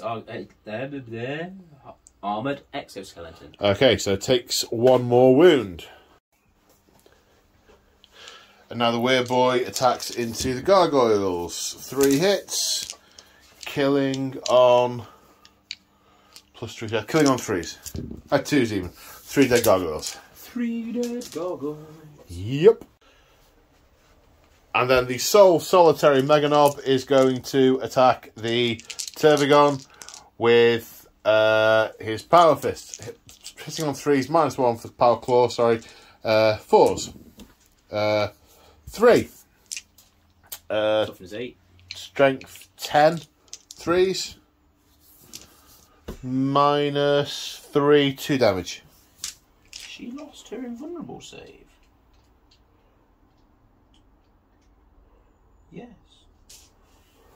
Should have 2 up save anyway. So how many? Sorry, 3. -3. 3 at -3, so yeah. 2s to 5s. I was about to say, see, if I had all 4 of them, I'd have killed it, but no. Apparently I wouldn't. Well, even then I don't think you would, because she's got 70. Well, there's a stratagem to make them all an extra 1 point damage. They'd have all be 3 damage. Still wondering it. She's got 16 wounds. 8, 12, 12 and 4. With 16 attacks. Right, maybe, 16 attacks. 16 attacks. But the 4 each. Oh, sorry, all 4. I thought you meant if you'd have got all 4. No. That doesn't work. No. People. Yes, the 3 that have been eaten. Yes. Because it was worth doing the Gorkanaut first because it was an event. Totally. It was impressive in one way or another. And then the Tervigon kind of just did like a big horse backwards kick and just accidentally mutilated 3. Yeah. Yes. Like a giraffe kicking the head off a lion. Yeah. Right. So that's all my charging. Are you interrupting again? Because these ones are, if the way you said it was worded was after all available, isn't it? After all other units from my army have fought. So we'll go with the wording on there. So the wording is, and are not eligible to fight until after all eligible units from your army have done so. Right, okay, so I'm now on all the other eligible units have fought. So am I now... Well, I've not fought with that one. But they're not units from your... How is it worded? Does it refer to my army, or is it until your units have fought? And are not eligible to fight. So it's the ones that are within engagement range, and then it says are not eligible to fight until after all eligible units from your army have done so. So it says your. You're not saying your opponent's army. This isn't a sort of... do you know what I mean? Yes, so the actual word is your. Okay. So in which case they just then drop into the normal activation. So well, if it says they can't fight, let me reword this slightly differently. I think that's saying that the Orc units can't fight until all the eligible Tyranid units have fought. Which is what I would think. Which I think gives them fights last, effectively. Yes. And I think the way the wording in the back of the rule book is if you have fights first, and fight last, you go into normal backwards and forwards activation. Okay. So we're now just into... We're now in normal backwards and forwards. So you get to pick one. No, I've just fought. So you get to pick one, then I'll get to pick one. Because I've got 4 units there, so there's going to be back and forth. And I've already activated the talk screen. Yes. So I'm either activating... So they fought, that's fought. There is only this bit to do, so I might as well do my Tyranid Warriors then, hadn't I? Right, okay. So, Tyranid Warrior. So they are engaged. They're engaged with the knobs. Yes.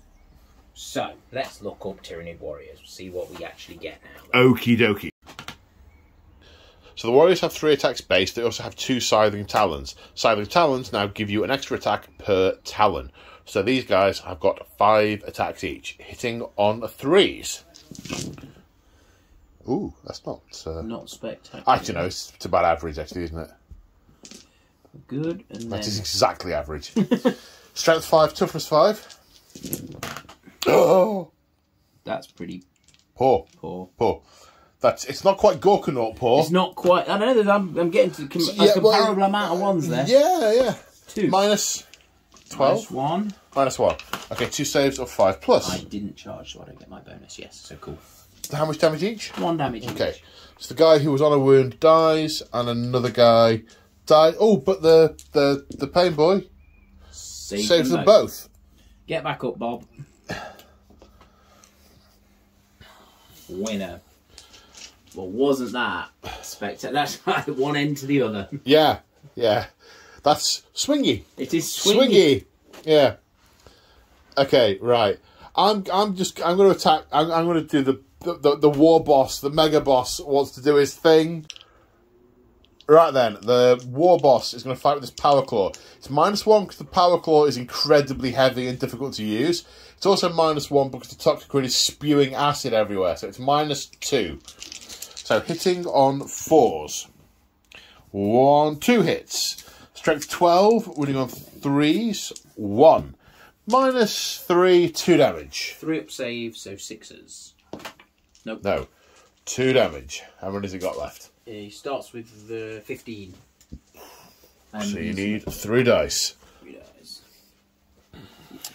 Just 2 damage. Yeah. 15 down to 14. So 2. There we go. Okay. Right. Strictly speaking, you could do some more if you want to do more here, or if you want to just... While we're here, do you want to just pile... Do we just do all of these? Yeah, okay. Okay, right. So what we'll do at this point is activate the War Banner. The War Banner does stuff that I've forgotten. I can't do this with one hand. So 2 things. I forgot that the War Banner was +1 to hit, but you know, okay, I forgot that. But the war boss, I forgot his extra attack for the war, so I'll roll that. It's on a 3. Doesn't hit on... Oh, it does hit on a 3 because of the banner. Winning on a 3? Yes. 6. Saving on a 6? Nope. No, another 2 damage. Right, now the knob with the war banner. 3 attacks +1 for wiring. He has... Oh, he doesn't have a power fist anymore. He just has the war banner now. Okay. So that's a thing. So that's going to hit on the extra 1 for the war. Hitting on 2s. They all hit. Strength is... 2, sorry, because I'm -1. No, you'll hit on 3s. 2 of those were 2s, weren't they? +1 for yourself? Yes, I counted that already. Right, okay, so yeah. Strength 7, toughness 7, winning on 4s. 2, no AP. 3 ups. Makes sense. Yes, okay. Right, now... The dock will activate. Oh, come on. I remember being so excited when that model came out. It's such a pretty dock compared to the old one. Certainly compared to the old one, yes. Pain Boy, right. 5 attacks because he's wired. He gets an extra attack with his Urti Syringe. Right, the Urti Syringe, 1 extra attack, which +1, -1 now, but so 1's a miss, that's fine. And he has 5 attacks with his Power Claw, which +1, -1, so 3s are hits. +1, -2. Because -1 for it being a claw, -1 for me. Correct, well done. Glad you're here and paying attention. Strength is 10, so winning on 3s. So 3 saves are 6s. Nope. No, 2 damage each. Excellent. So that's another 6 down.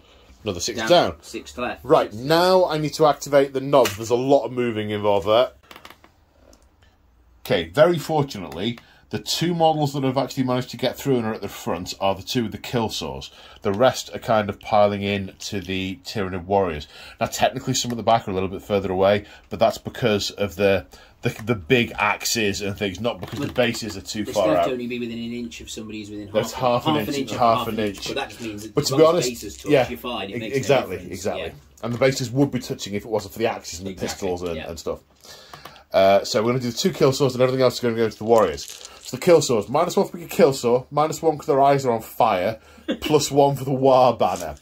So hitting on 4s. So that's 3. Okay. Strength 10, so winning on 3s. Okay, not okay. -4, so straight through. D3 for 2. Down to 4. Okay, Toxicrene lives. Just. Now everything else into the Warriors. Yeah. So we're joining you at the saves because there was lots of which one have I taken off and I can't see what's in his left hand, and yeah, so that took a while. So there's 3 saves to take against Power Claw wounds. Yeah. And they're -3. And 4-up saves. So they go through. They're 2 each. So how many wounds do these guys each? 3 wounds a guy. So kills 2 wounds, kills 1, then another. wound. Then these are 8 saves. So we need 8 saves from choppers, which are -1, just like a heavy bolter apparently. 4, 6, 7, 8. And we go in. So saving on 5. So how many fails? 4. 4. Okay, so that one goes with that and one kills that one, and those 3 kills the last one, so they're gone. So they're all done. Yeah. Sorted. So the Orcs wading through the Warriors there and then piling into the Toxicrene. Now, moving along the line, there is a Carnifex which wants to wreck the Battle Wagon that has thoroughly and utterly failed in its job of murderizing it by driving into it at full speed. Thoroughly failed. So this is where we have to work out how many attacks they get, because they get loads. Well, they get extra 1 for each side of the town. It looks like it's got 4. 4. So yeah, so they're on 8 attacks. And then he's got Tusks, which gives him the Horned Chitin keyword. Chitin. Sorry, I keep... No.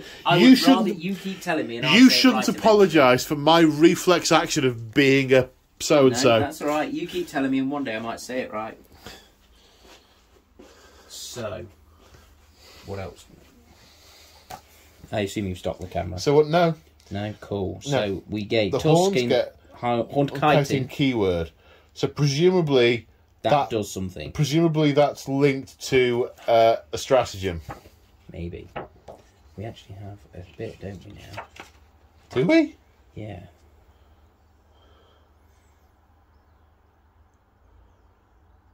It's not a very in-depth bit. It would turn. It's not in the glossary. No, it's not. I bet you a shiny pound that only is triggered by a stratagem. Right. Fair enough. I haven't managed to find it anywhere else, so yes, quite possibly. Yeah. Cool. So chill out, folks. Take a moment. We're doing this live. And I say live, I just mean I'm not pausing the camera whilst we're going through the process of working out what it is. What it does. Yeah. We've got to work out where the strats are. So hopefully it's in bold, so it should jump off the page at us. Things like Sporecaster are. So yeah. Should we start at the beginning and work our way through? Would that be sensible? Sensible. Exocrine, Monster, Adrenal Glands, Tyranid Warriors, Tendril, Parasite of Mortex, Trigon, Hive Tendril, No. Nope. No. Hive tendril, toxin sacs, gargoyles, acid blood, acid maw, toxic lashes, flesh hooks, toxicrene, spore casters, burrowers, hormigants. No! Nope. I would lose my shiny pound. You've lost your shiny pound to begin with, so that's the adaptive physiology stuff. Hardened biology, dermic symbiote. That's just the breakdowns of what That's they just are. the breakdown of those, yeah. Okay, so warlord traits. No, it's not with that, is it? Relics. Is it anything with a horned chitin that you could swap or a relic?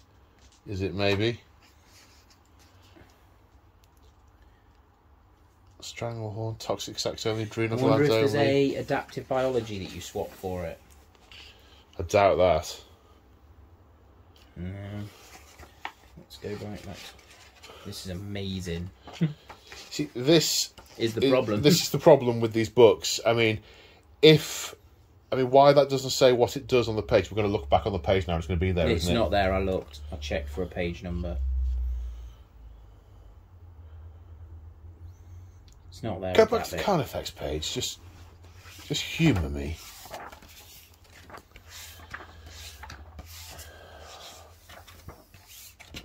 Carnifex. Okay. Tusks. The bearer gains the horned chitin keyword. It's not there. It is only that it's mentioned in that one. Tusks give you the horned chitin keyword. And it's not you. Yeah.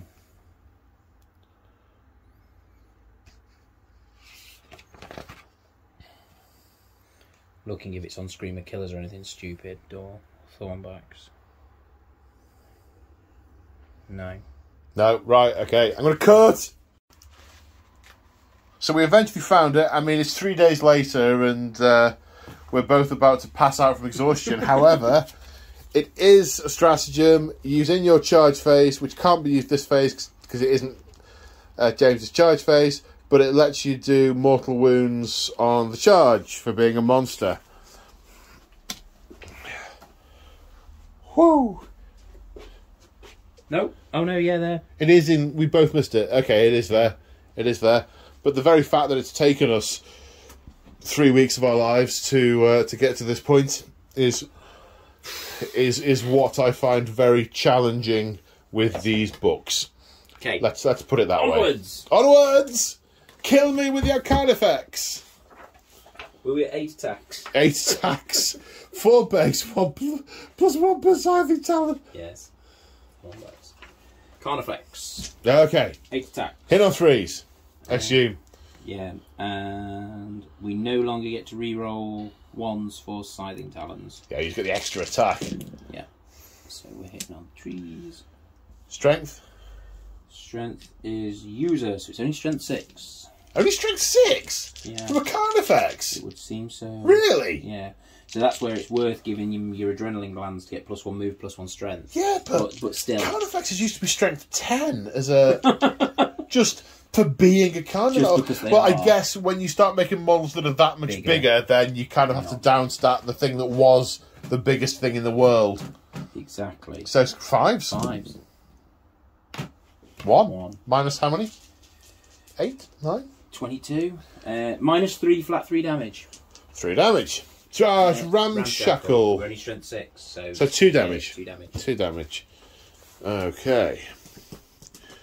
Right, what else we got, boss? Should we do the Swarmlord? Swarmlord. Or Swarmy Swarmington. 9 attacks.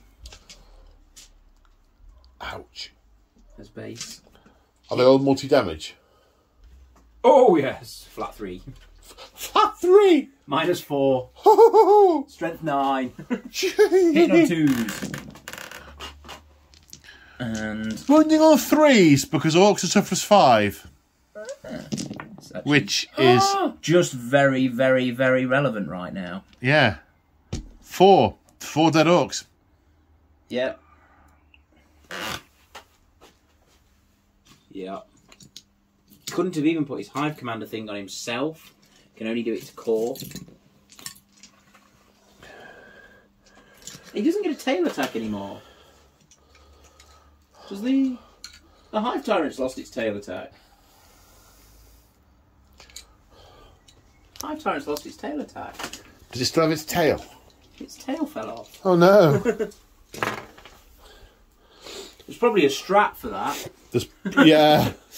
All right then. Tyranifex. Yes. Because you've already done her. Yeah. Which is why I totally failed to murderize you. Yes. So this one is 4 attacks, hitting on 3. I'm not nerfed. No, I'm not nerfed because you didn't hit me. Yeah. Thanks for that. Do you want some salt to pour into the open wound as well? Strength 7, so 5s, yes? Yeah, 5s. 2. 2 minus... -1, 2 damage. 2 saves. Cool. No score draw. So that was just bashing against each. Yeah. Right then. Is that everything? Gargoyles. Gargoyles, yeah. They are no longer within an inch of a unit, so they can't activate. No. Go on then. Yep. So... We're out. We're done. We're out. We're done. Morale. Morale is definitely a thing. thing. So those orcs lost 4. So... 1 runs off, and the knob will run off for a 1 or a 2. Yeah, he's gone. Yes, he does. Yeah. He is gone. Mega Right. knobs. Mega knobs. 4 plus 3 is 7. I think a knob is 7.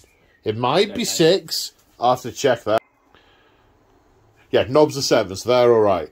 So what's next on your on my line? side, I've got Gaunts are in Synapse range. Gargoyles. Range.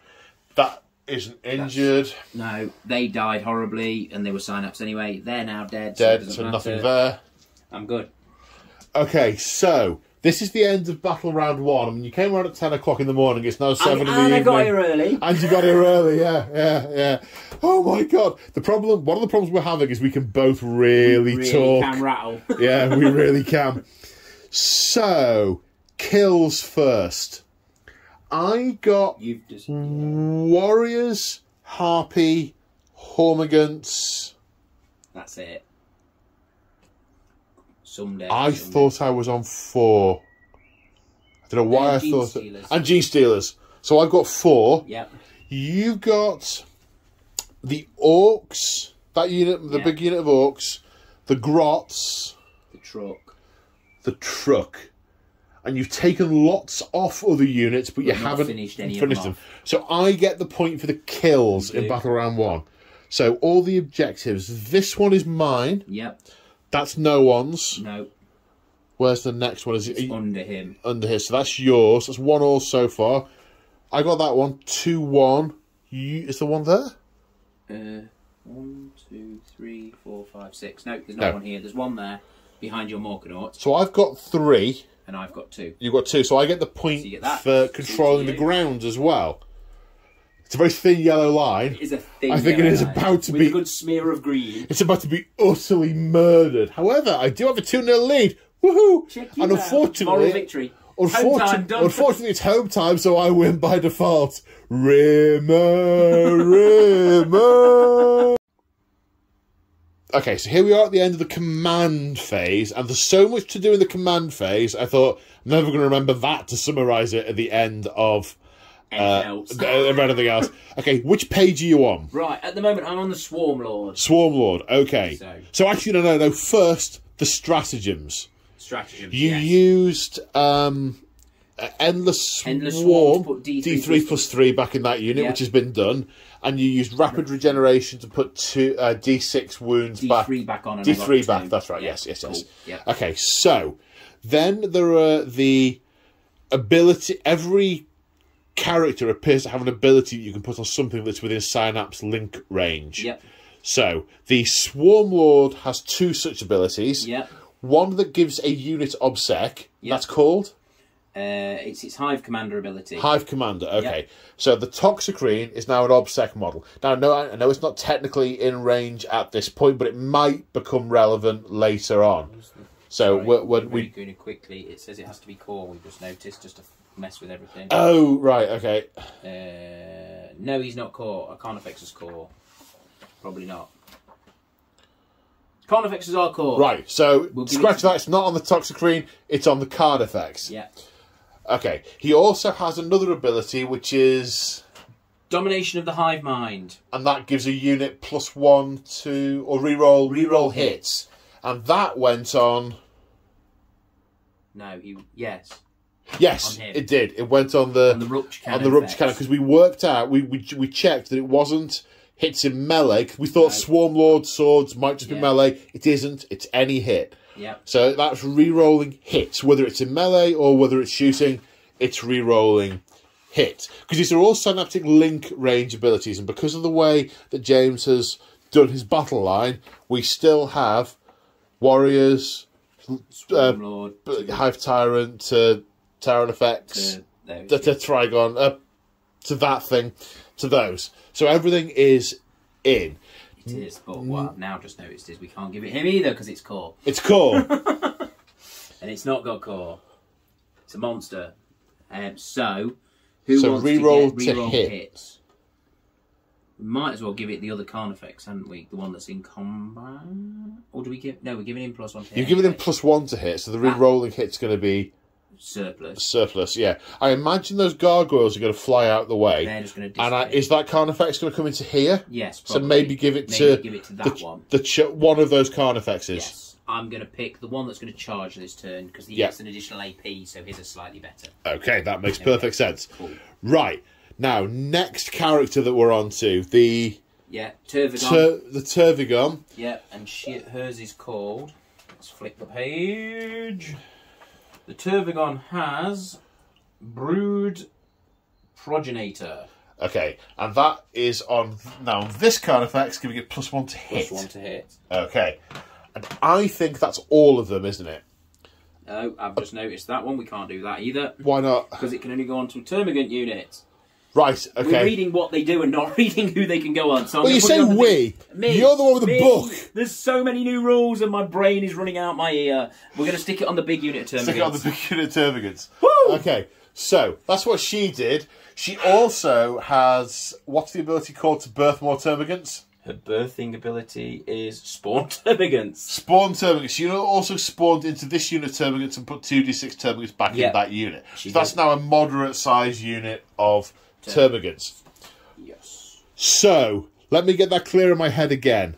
So, that Carnifex is Obsec and isn't +1. No. The Tervigon is nothing. Yeah, no, because that Carnifex can reroll to hit. Yeah. These Termagants are +1 to hit. Yeah. I think that's it. Apart from the Synaptic Imperative, which you're choosing for this turn, is Goaded to Slaughter, which whilst the Synaptic Imperative is active, blah, blah, blah, blah, blah, if I'm within Synapse range, 6s explode for an additional 1 hit. And which unit gives you that? Is that gives access to that? Is that Tyranid Warriors? Yeah, that's the Tyranid Warriors. The Tyranid Warrior one. Right.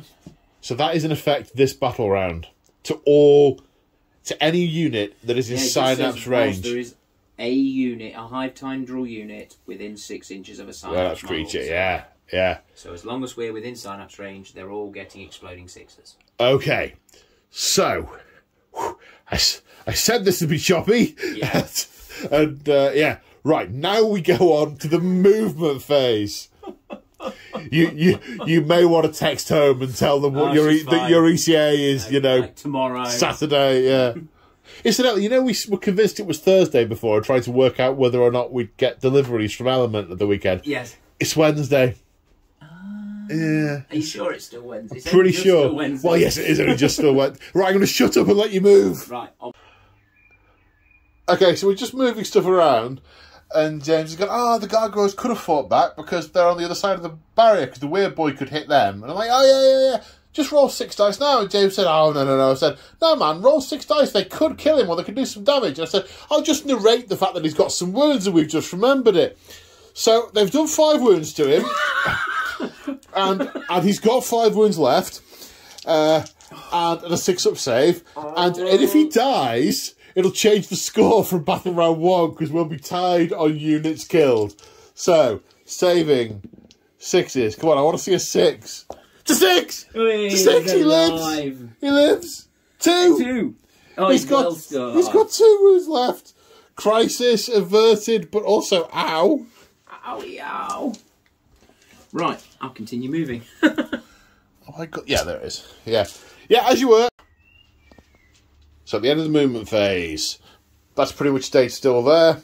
The gargoyles, I am pretty sure that even though there's a barricade there, they don't count as being within an inch for fallback purposes. So I don't think that's a fallback move. I think that is just a move. They've got a 12-inch move anyway. And that is how we're playing it. Fine. Yeah, yeah, cool. So that's how we're playing it. This Carnifex is coming up to ram into this thing. The guy with the rupture cannons moving up, presumably eyeing up the cans before the torn between the flyer. The Swarmlord's moving up to wreck face and just work his way through all this stuff. The gargoyles have obsected the way onto that unit, as has the small unit of termagants. Let's just hope the thing doesn't blow up. And everything else has stayed more or less where it is. So we are on to the psychic phase. We are. I can't remember what I gave Catalyst to last time. You put Catalyst on Tervagon. The Tervagon, and I did nothing to it. Oh, if you did, I don't care. It's too no, you didn't. It was this one. Sorry, yeah, this Tervagon. That one. Yeah, and it didn't need it. It did not. No, it didn't need it. So we've got the plus to charge. No, it's called. Put them down again. Where have I put the synaptic lure? You picked them up earlier and said, these aren't the synaptic linchpin ability things. Reroll charges. Has anyone got a long bomb charge? No. No. I'm stood in front of everybody. Yeah. So let's do a smite from the Swarmlord. Okay. Which we get. 8. Would you like to deny it on an 8? You stood next to No. it. No, cool. And then we've got... How much damage? D3 for 3. Okay. And then we've got... We'll do Catalyst from the Tervagon on herself. Can she reach the Swarmlord on Catalyst, which has a cast of that? What's the range of it? Because the Swarmlord moving has broken the synaptic link. A unit within synaptic link range. So she's not. He's out of that, isn't he? So this is maybe a learning point. Don't slingshot your link forward. You've broken the synaptic link across the table. No range on Catalyst. No 18. It's just within link. Oh.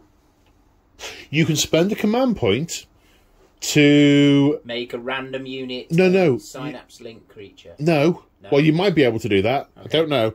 But there is a command point you can spend to make a Psyker know all the powers that all your Psykers know. Sure. Don't worry about it. I'm good. I'm going to save my CP for ramming you with things. Okay. I'll smite from the Tervagon into the what's it behind her. Goes off on a 7. Would you like to stop that one? Yeah, I'm not going to cast anything else, so you might as well. No, it goes through. D3. 2. Does that put it on one wound? Yeah, it does. You got it? I got it. I'm going to need to refill the dice pocket. We're using so many wounds. We're using a lot of wounds. We are, definitely. Right. So is that a psychic phase done? Psychic phase done. But so what does that mean to my links across? Yeah. It means I've got 2 bubbles of link now. So it's everything that happened in the command phase, and link was intact. And then we've moved away. Just check the wording on one of those things. Do they have to remain? So just the Swarmlord one, just for a. Do they have to stay in Synaptic Link range, or is it when you put it on?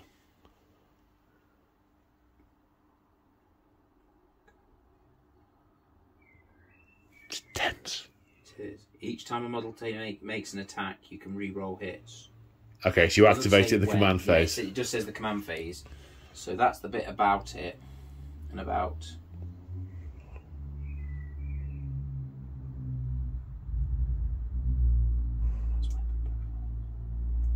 We're near the main road. It's very loud here. It's the quietest we've been all day. I know. It's getting quite chilly. It's going dark.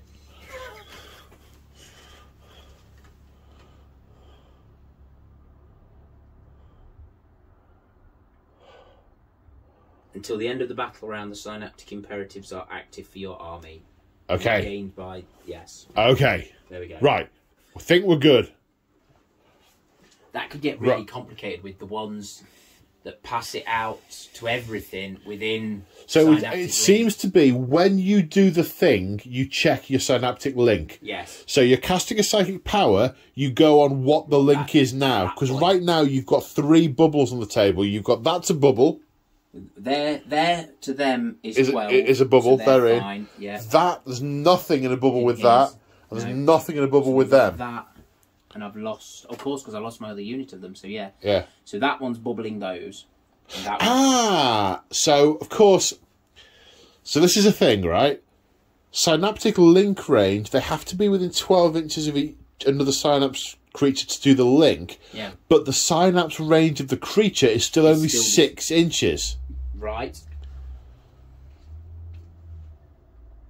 Synapse is only 6 inches for morale. So, yeah, but is that just for morale? So if you go back to the Synaptic Imperatives, yeah, does it say that it's within synapse range? They're different. Some of them, so Synaptic link for this army. Unit within 6 inches of a synapse model. Okay. That one. Units within 6 inches of a synapse Which is the one you just used? One. For which one? The one you did today, the Warriors one, the one you just done. Warriors were goaded to slaughter. Goaded to slaughter. While this is within 6 inches of a synapse model. So your Carnifex probably is. That probably isn't. No, that's probably out. And your I'd put it on the 2 I had to do the Carnifexes anyway, didn't I? No. So they were in synaptic link range when you did the ability, yeah. But those ones happen at the time. Right. Okay. So it's whether they're when they do their attacks, whether they're in synaptic link range. Still in. Yeah. In the same way as if the synapse creature is next to the model for a morale purpose. It's just like that, I think. I think it's when it's used, whether you're in synapse range. Okay. So the Toxicrene isn't going to be in. No. The gargoyles aren't. What did we do to the gargoyles? I don't know. What I'm saying is they're out of synapse. They're out of synapse, but they're also out of... Because they're out of synapse, they don't get the morale benefit, and they don't get the synaptic imperative. Ah, right. So they don't get the exploding secret. Yeah, and these Gaunts might not either. They probably don't. We'd have to check them. They still do. That's fine. And these do, because they're a synapse creature. Yeah. Yes, you've really got to be really careful with your synapse. Yeah. Really brings your positional play back. Yeah, because you said before, there's a thing to make a monster a synapse creature, and why would I do that? And so, and it's certain things, but this is actually even stronger than yeah. So I thought it was useful because I could drop some synapse bubble in to stop some stuff running away. All right, but if you want your army wide stuff, yeah, definitely. Right. Onwards. Right, there's choosing phase. We're starting with the Trigons. That way we have to stay on one page. Tyranifexes, therefore we stay on one page. So the Rupture Cannon is turning around and firing up at this thing that's flown overhead. Yep. Heavy 3, -1 to shoot at the aircraft. So we're on 4s. 4s, yeah. Ooh, where are we going? Here we go. Okay. One hit. But Rupture Cannon is mega, isn't it? Straight 14. 2s. Yeah. I've been ruptured. You've been ruptured. -4. I've been ruptured. D6 plus 4 damage. I've been ruptured. 5, 9. It's got more than 9 wounds, but exactly how many, Ramshackle's not a thing. Not with that strength, it's not. Yeah. I also don't think it's Ramshackle. Burner Bomber is not... Oh, it is Ramshackle, but it makes no difference. It has 3 wounds remaining. Oh, it's smoking now. Yeah. Okay. So, now. Acid spray. That's not blast, is it? The only thing that would stop it firing in is if it were blast. No, it's auto hitting and it's D6 plus 6. There is no blast. Okay, go for it then, sir. D6 plus 6. 1. Again. It was last time, wasn't it? Yeah, I think it was. 2, 4, 6, 7. So we are strength 6, toughness more. That's loads of 2s and 1s. 2 hit, 2 wounds. 2 -3, 2 damage. 6s. No, 2 damage each. So you lose your number 2 dice, and then go down to 4 there. Okay, what's my total under there now? 10. 10, okay, I'm bracketed. Stinger Salvo is not blast either, so that's 8 shots. Use that dice. Yep, so this is hitting on 3s. Is it -1 to shoot into combat? No, only for heavy weapons. Heavy weapons, and this is assault, so that's cool. So we are 3s, and then we're strength 5. You're not toughness 10, are you? No. So that is 2. Minus. 2 at -1. -1. One more gets through. 1 damage.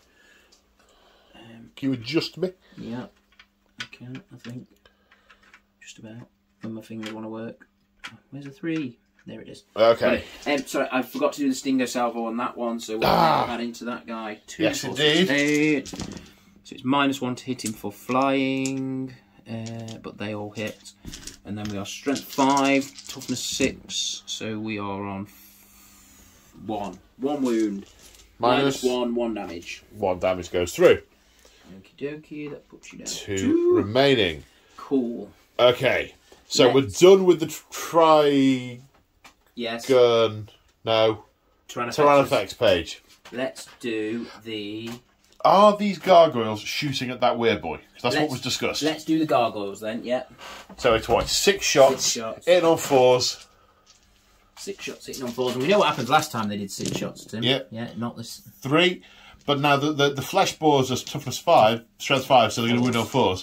You just need to get 2. Oh, only 1. Only 1. Okay, what about those termagants? Yeah, I'm wondering about those ones. Are they in range? They're in range. At least a few of them are. There's only 5 of them on that side. These ones. Yeah, they're in range. So we're on 4s. 3, winning on 4s. There he goes. There he goes, indeed. So, there's definitely a rocking way to shoot the plane. So, let's do 2, 4, 6, 8, 10, 12, 14, 16, 18, 20. 20. At the... I think at the killer cans. What toughness are killer cans? 5. So I'm going to scorch bugs these ones. Yeah, I would. 2, 4, 6. So Scorch Bugs being spent to pump the strength up to 6, so they'll wound on 3s. Range. And these are the ones that are under the effect of the Termagons ability jobby, which is plus called, 1 to hit. It's called +1 to hit. Yeah, it might be Broodmother. And then, but also I get exploding 6s on these hits. You do also get exploding 6s on these hits. And just remember, it's not too late to change it. You haven't brought your lictor on. Yes. Roll these, then do the lictor. Thank you. Sorry. Yes. 3s. I mean, we've been waiting since 1996 to be able to use lictors again. Yes. So we're not going to forget it on the first go. So they're misses. They're all hits. Those 3 get 3 more. There we go. Cool. So I missed 1. Yeah. Ooh.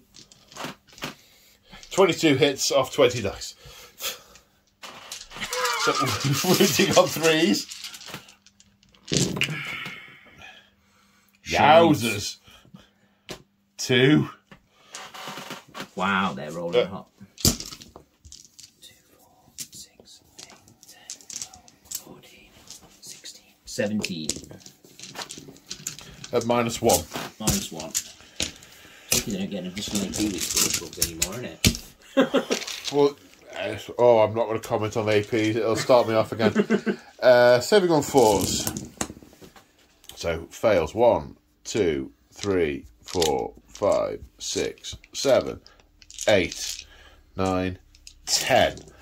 Okay, got to take it off the injured ones first. 1, 5, 10. So 3 explosions. Do you want to do them in order? I'll do them in order. No. Yes. So the only thing that's within 3 inches of that is that. Behind him. Yeah. Okay. Ouch time! Tyrant population U! Okay, so now the Tyranny Warrior with the Venom Cannon is firing up. I think you're firing through the Hive Spire as well, so it's going to be -2. -2, yeah. So it's D3 shots. So 1. 1. I can't see my dice, so I'll pick it up in a minute. So I'm hitting not on that. Not on that. Not on that. Right, I think other than the Toxcreen shooting into combat with his Toxic Lashes. Yeah. So is that it? That's it. It's all 2d6. For 6. For 6. Who are you targeting? We might as well go into the Warlord. Being Well, you have been. You started there. Started, so we'll finish. 6 shots. These are hitting on... Is he wounded? He is wounded. Yeah, he is. He's down to 6, so he's bracketed, so he's hitting on 4s. Okay, wounding on 2s, is it? Wounding on 2s. So 3. 4 plus invulnerable saves. 2 get through. Single damage. Come on, Doc. No, drop dice don't count. Doc saves 1. Saved his life there. Saved his life. Right. That is the end of that. So let's look where the Lictor's coming in. Yep. Then... Let's do that. Charge phase. The Swarmlord is 5-inch charge from the killer can. Ooh. You can re-roll because you're cracking, can't you? Or am I making that up? No, I think you're making that up. I'm making that up. You're right, I am making that up. That was... and we don't do CP rerolls. That's correct. No, and I don't think he's got anything in there. Maybe he just can't wade through the massive exploding... Piling, yeah, I think so. And then... The Lictor is an 8. Yeah. Sorry, 9. 8 or 9. I need to check what his... So he's Death Leaper, isn't he? Death Leaper. So he's -1 to be hit. He always receives...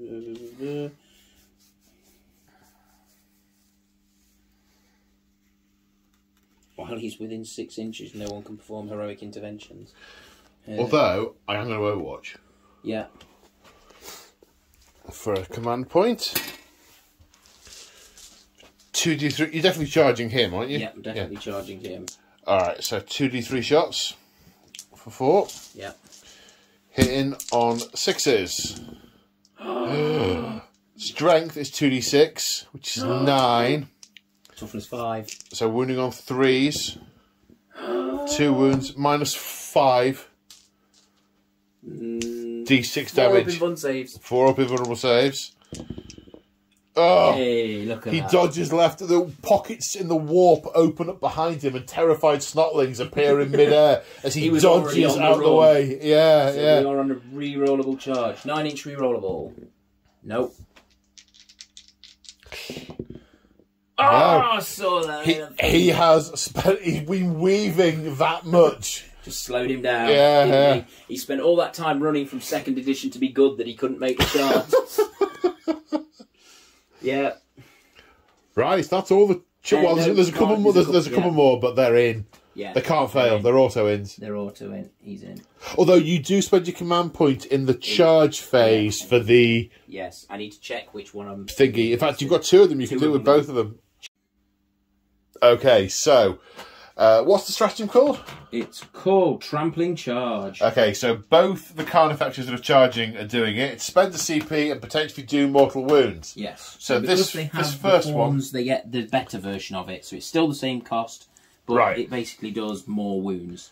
So how does it work? On a 1, it does nothing. On a 2 to 4, you get 3 mortal wounds. On a 5 or a 6, you get D3 plus 3 mortals for 1 CP. And I've had to pay for tusks. Oh, right. Yeah. So, let's do the one into the knobs. He's got 6. Ow. No, it's D3 plus 3, didn't you say? Well, no, but I have to roll a dice to see whether it is 3 or yeah, D3 okay, so now it's D3 plus 3. So that is 4. Alright, so the one that was injured kind of falls forward and dies. And the one gets smushed. Oh, they're all falling over! So... And then one's took 1 wound, hasn't he? Who do you want to take the wound? Oh, the nearest one. It makes most sense for it to be the nearest one. Fair enough. And then into the battle wagon. So 4 mortal wounds is 2 knobs. Yes, that's right. Yeah, okay. Already injured. Yeah. Then into the battle wagon. Yeah. Oh, it's another D3. 3 plus 3. For another 4. 5 wounds left on the battle wagon. Is that all of them? Is that all the charges? Everybody's engaged. You're not putting any of the little gribblies at the back of the Gorkin, are you? There he is. No, that's cool. So, charges. Charges first. Yeah, and you have enough CP to interrupt. A number of times if I show desire. So let's do. I'll be honest, there's only one thing I don't want you to do first. Yeah, but you know. But what we do at the start of the phase is the tox screen needs to do something at the start of the fight phase. So you're already -1 to hit me. At the start of the fight phase, for each enemy model, with each enemy unit within engagement range, roll a dice, and on a 4 up, this other D3 mortal. All right, because there's 4 units there. So okay, well, the boss is dead because he. Oh no, on a 4. On a 4+ he's dead. Sorry, yes, he's not alive. Dead. Okay, Banner. Banner, yeah. No, he's not dead. Hey boy. I want to change dice. I don't trust that one anymore. I might have grabbed the same one again. No, I didn't, and it got a 2, an invisible 2, and the knob and the unit of knobs. No. No, look at that. Well, he's obviously so badly injured, the spores are not coming out. So that means that you are not affected by the eligible to fight last stuff either. Really? Yeah. You've got to actually have taken the wound to... At the start of the fight phase, do that, engagement range, blah, blah, blah, hit a 4+, do D3 mortal wounds, and are not eligible to fight first or until all other units have fought. Oh, really? Yes. Ah, okay. Right. Time. Yes. And because so that was the reason they didn't matter, because they were out of engagement range when it kicked off. He took a wound, they took wounds. Right, I don't think I had that clear in my head. That makes sense now, yeah. Yeah. But they are all still the -1 to hit, because that's just for being within 3 inches. Right. Right, so... Okay, now where are we starting with the charging units? I think I want to try and kill those knobs. I would also want to do that if I were you. So we're on 8 attacks, 2, 4, 6... Did that Carnifex end up with an ability? It ended up with a reroll to hit, didn't it? From the Swarmlord. Swarmlord's one. Yes. So that one is rerolling to hit. Yes. So, I'm not sure. And it was 8 attacks. It is 8 attacks. Go the right way, I'll get to the right bit. There we go. So, 8 attacks, hitting on 3s. Reroll. Nothing. Well, that was superfluous. Wounding on 3s, because strength 6, toughness 5. Yes. So that's 1, 2, 3, 6. 4, 5, 6 dead knobs.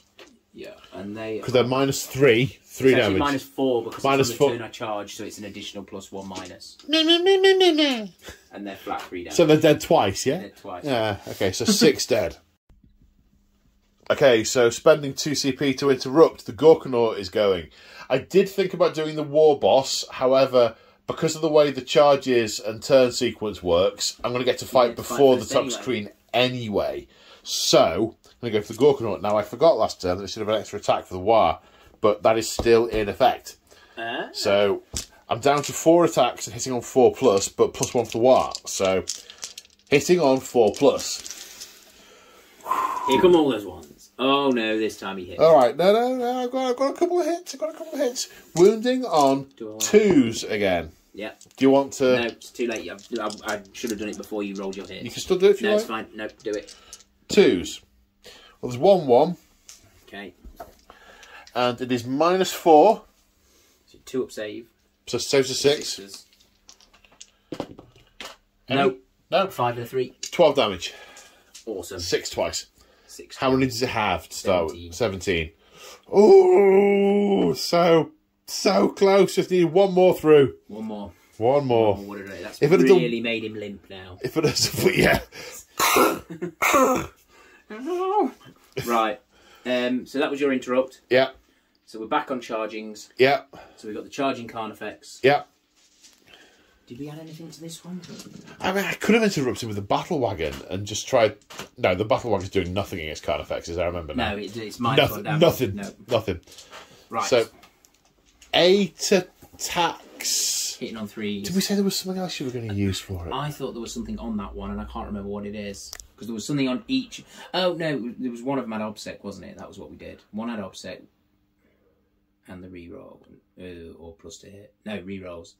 That one had the rerolls, that had the +1 to hit, and that was the only thing... That was Obsec. That was, yes. Or was this one Obsec? I can't remember. I think I put Obsec on this one. You re-rolled the hits on that one, because we looked at the dice and went, you didn't say you can't put them both on? No, I think they're both on that one, because when we were looking at being able to put +1 to hit on, I was going to put it on that one, but then we realised it was only for the Turbogants. Gotcha. So it's 3s, no rerolls.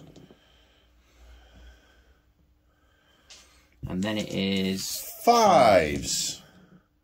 That's a 2. So that is 2 hits, 2 wounds, plus an additional AP on the charge, so -4. Yeah, it's through. So it's and they are 3 3 damage. 3, minus one each. So down to 1. Down to 1 left. No tail attack. You seem to be mortified by the loss of tails. Yeah. You have to pay for a Thresher Scythe tail now. I suppose they probably didn't have a tail attack, did they, anyway? Not that I can recall, but... No. What? No. So, charge. Is that all the charging units? Yeah, the other 2 charges failed, didn't they? So that's it. We're into regular back and forth. Okay. So how many wounds does the Toxicrene have? 6. And how many command points is it to give you... Oh, you've got 2. 9 command points. So the one that gives it acid for blood is 2. Okay. Because the dilemma there is I punch it to death with the war boss and it's just going to die. Yeah. But how glorious. You don't know he's got acid for blood until you punch him. I mean, no, this is very true. And I don't think it's cool. Right, do you know what? There's 4 orcs there. Yeah. You know what I'm going to say? Because they're all out for glory. Yeah. You might make a name for yourself. I'm going to say that I'm going to randomise who attacks first. Okay. Obviously the war boss is the biggest and the best, so I'm going to do the 1 on the banner, 2 on the Pain Boy, 3 on the knob, and 4, 5, 6 on the war boss. Yep. 2 on the Pain Boy. Pain Boy out for glory. Okay, so the Pain Boy. Well, I might as well spend my 2 CP on acid for blood anyway. I'm melting the Pain Boy. I'll melt somebody. Yeah. Something's getting melted. So the Pain Boy has 4 attacks base, plus 1 for War. Yeah. Because the War is still in effect. Plus 1 -1. No, plus 1 -2. Because you claw. So hitting on 4s with the claw. 1. Wounding on a 3. Yeah. No. Wasting my acid for blood. That lasts the whole battle round, doesn't it? The whole phase. Yeah. Yeah. Okay. So that's theirs. Right, it's your turn to pick something. I'm going to take my Tervagon, I think, and stand on the poor. The lone Megagargant. Megagargant. Yeah. Megagargant. It's a strange, large fantasy giant has turned up. They've been hit in the face with last cannon and dies. Might as well have the 4 attacks. Yep. Hitting on 3. Okay, 2 hits. 2 hits. And then we are strength user, so that... Oh no, the big one. Strength 10, so 2s. Yep, 2 wounds. 2, These -4, wasn't it? -4. Straight through, he's dead. 2d3 damage. Oh no, you've got to roll. You might get... He's got he's got 1 wound left. Yeah, he's very, very dead. Here you go, sir. And here's where we've got to start keeping account of... So that's a unit down. Because, yeah, there's a few units have died this turn. Yeah. Right, I'm coming back over here, and I'm going to randomise again. So I'm going to ignore the 2. Or if it's a 2, I'll re-roll it. Come here. Drop dice don't count. Yeah. 6. It's the big lad. It's the war boss. 6 attacks. Hitting on 3s because +1 -2. He's keen. Wounding on 3s because strength 12. Yeah. Oh dear. -3. So I'm on 3 ups to 6s. No. And it's 2 damage each, that's 6 damage. So that has killed him. So That's killed him. Question 1 is, does he do... I need to get rid of that one. Where's it gone? There we go. 1, 2, 3, 4, 5, 6. 6 wounds, needing 4 ups. 4 pluses. That's 2, 2, 2. So that's 3 of them. 4 ups. So the Pain Boy will negate them on 6s. Only 3 6s. It's to be honest, the way you've been rolling, it could really go. It could be 3 6s or 3 1s. It's neither. So the war boss does he explode on a dies. Oh, so close. Yeah, but yet so far. Yeah. I'm not pressing the button. Oh, blow it! I didn't press the button. Right. We're just going to roll on through. We're going to roll on through. The knob dead. Oh, yeah. He's dead. You're not going to finish punch. Oh. Oh, no. Okay. Right. I'll have to think then.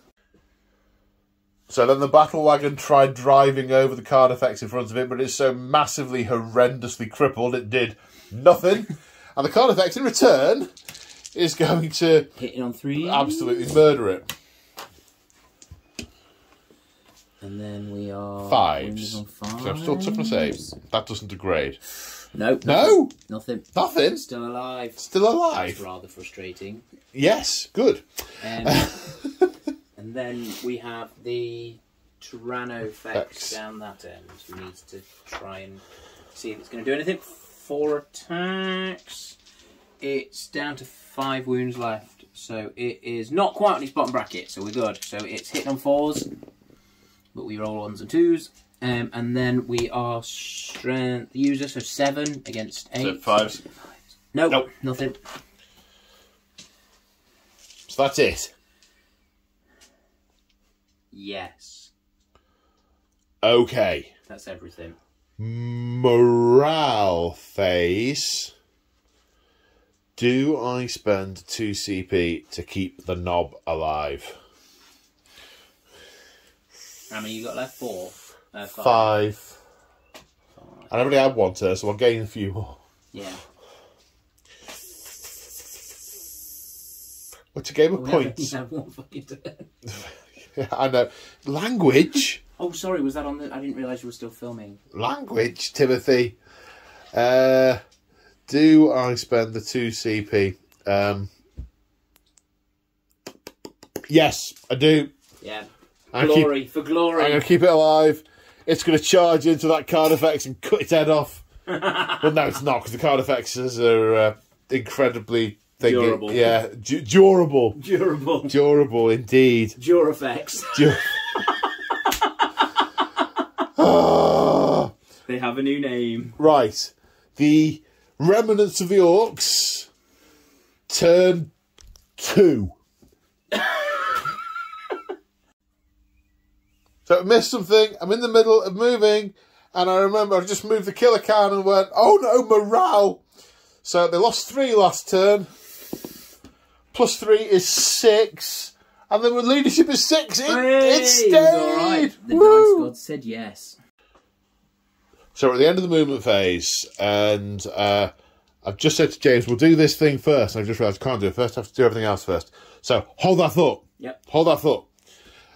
So what's happened? Well, the Gorkanaut has stayed put because he's going to shoot into that and then pull it apart, and it's all going to be happy. The killer cat, not realising all his mates are dead, even though he's trampling all over them, is going to kill this Swarmlord after it's been shot a lot by these. The Birder Boys have advanced over here and are going to set that lictor on fire. This shock attack gun is eyeing up that Carnifex that's down there. Oh yes it is. The survivors from that Carnifex's onslaught are planning on going barreling into it, but you never know, they may end up going into the things that are behind it if it's been shot up. The truck boys have moved further on, and they're just going to put shoots into probably those Tyranid Warriors in there. The battle wagon is staying put, and I guess it can shoot into combat with its weapons, so it will. So that's a good point. Yeah. And the Birder Bomber has twisted and flown over here, and we can drop the bomb kind of in that hive spire, in that digestion spire, and it'll get 2 Carnifexes, the Tyranifex, and the Warriors. So, the Warriors take mortal wounds on 5 pluses. Yep. 2 mortal wounds. So 1 down to 1 wound. This Carnifex, the knob killer, on a 5+, yes, takes a mortal wound. Is it not more on monsters and stuff? No. The monster thing was you're at -1 to do this on characters unless the character is a monster. No worries. Just chicken. 8. It's one of these. It's not a lot of wounds because it's fire. It's It's not like an explosive. Good on Gaunts. Yeah, cracking on Gaunts. Tyranifex. No. Other Carnifex. No. Cool. Okay, so James has made my life a lot simpler by taking away my psychic phase. So, You're welcome, mate. Which was nice. You're welcome. Yes, thank you. Thank you. So... Let you focus on the crumping. Well, quite. The shock attack gun is going to go first with its 2d3 shots into that Carnifex. Transhuman. Transhuman. Okay. What's it actually called? Yeah. You look up what it's actually called whilst I do the shoots. Cool. Okay, hitting on 4s. Oh, 4 hits. The strength is 2d6. What should be strength 2 now? Strength 8. Cool. So I'm going to wound it on... What's the toughness of it? You can only wound it on 4-ups now anyway. So, yeah, but what is the toughness of it? I want to look at if you've wasted your command points. 7. Oh, you haven't. Okay. Right, wounding on 4s. Well, I didn't roll any 3s, so your command points were wasted. They were, I suppose so, yes. Yes. Never mind. Indomitable Monstrosity. Indomitable Monstrosity. It's easy for you to say. Okay. So 2 get through at -5. D6 damage each. -1 per each. Yes. So the first one is 1. -1 is 1. Second one is 4. -1 is 3. So the first one's taken down to 7, and then he goes down by 3 more, so he goes down to 4. Okay. You disappoint me. You disappoint me. Right, I'm going to cheer myself up by burning a lictor. It's not just a lictor, it's a death. 12, 14, 16, 26 hits. What's his toughness? I've got 5 in my head. Come on, quicker than that. Quicker. Toughness 5. Toughness 5. Okay, so winning on 5s.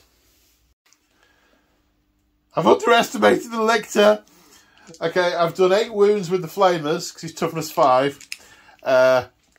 He's got 7 wounds. Because he's deathly. And it's a 4+ save, invulnerable, because he's leaping the death.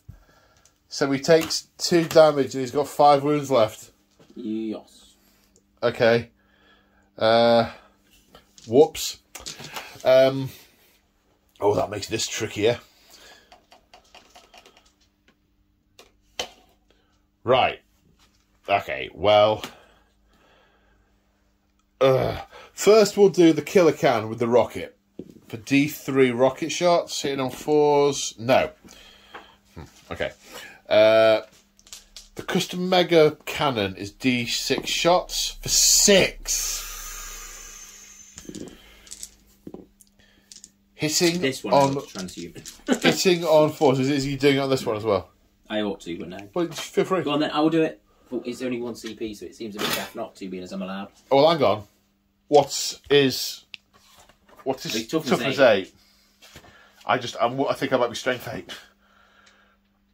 In which case there is literally no point. I'm strength 8. Put your command point back. All safe.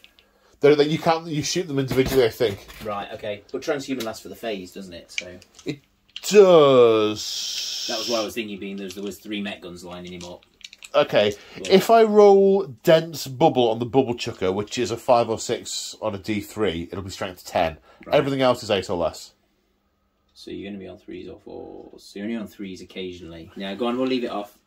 But I mean, I'm hoping to kill him with this. Yep. 4s. And I think you might. 5, yeah. These are -4. Does he have an invuln, I assume? Does. Yeah, 4 up invuln. Okay.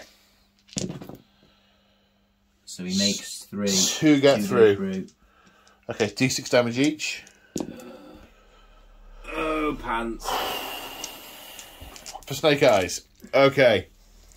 10 wounds left. How utterly dispiriting. Okay, the Smasher Gun, heavy D3 for 2. Hit on 4s.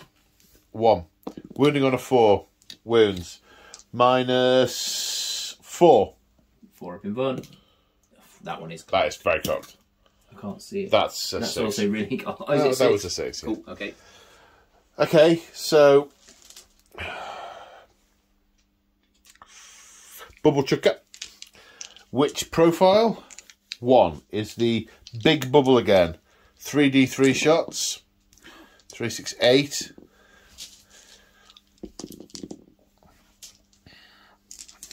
Hit on 4s. 3. Wounding on 5s. So strength 6. No. You're not here. Ooh. Now you're going to make yourself feel better by dackering the muck out of this Tyranifex over here. Maybe. Can't fire the rocket. It's a blast weapon. No. Can't fire the Scorcher. Oops. Oh. Right, the Gorkanauts. Ready command point on showing off. So 6s are an extra hit. First off, Scorcher. 6 hits. Now, you don't show off with the Scorcher, but Scorcher is toughness, strength 5, so 5s to wound. Nothing from the Scorcher. Now, because there are 50 dice to roll here, I'm going to do it off camera and we'll come back with the saves. Excellent. So, from the Deathstorm Mega Shooter, we've got 5 saves, 2 of which are at -1, and 3 are at -2 because of their bad moon special. 2 of them. They're both passed. And 3 of them. 4 ups, aren't they? Yeah, 2 fail. Okay, now the next one. So the big shooters did nothing over here, and now the battle wagon has fired all the weapons that it can into the Carnifex that's in front of it. The first one, the original one. The injured one, yeah. Can't fire the cannon or the lobber because they were blast weapons. Yep. So there are 3 saves to take from the big shooters, and they are fine. Right, now the shooter boys over here in the truck, they're also showing off. The 2 rockets are going into the Carnifex, and all the shooters are going into the Warriors. Whoa. So 2d3 shots with the rockets, that's 3 shots, hitting on 5s. 3 hits, strength 8, toughness... And were you showing off? Does that mean you get extra hits on those 2? Showing off, I think, is just with Daka weapons. Oh, okay. Let's check.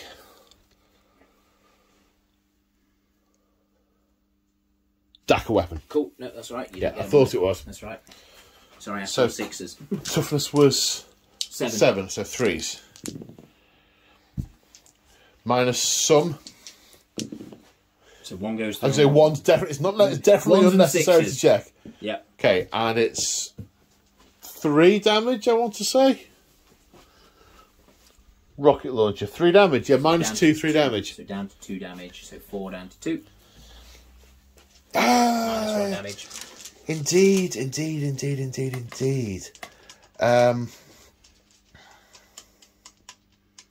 And all the shooters going into the Warriors.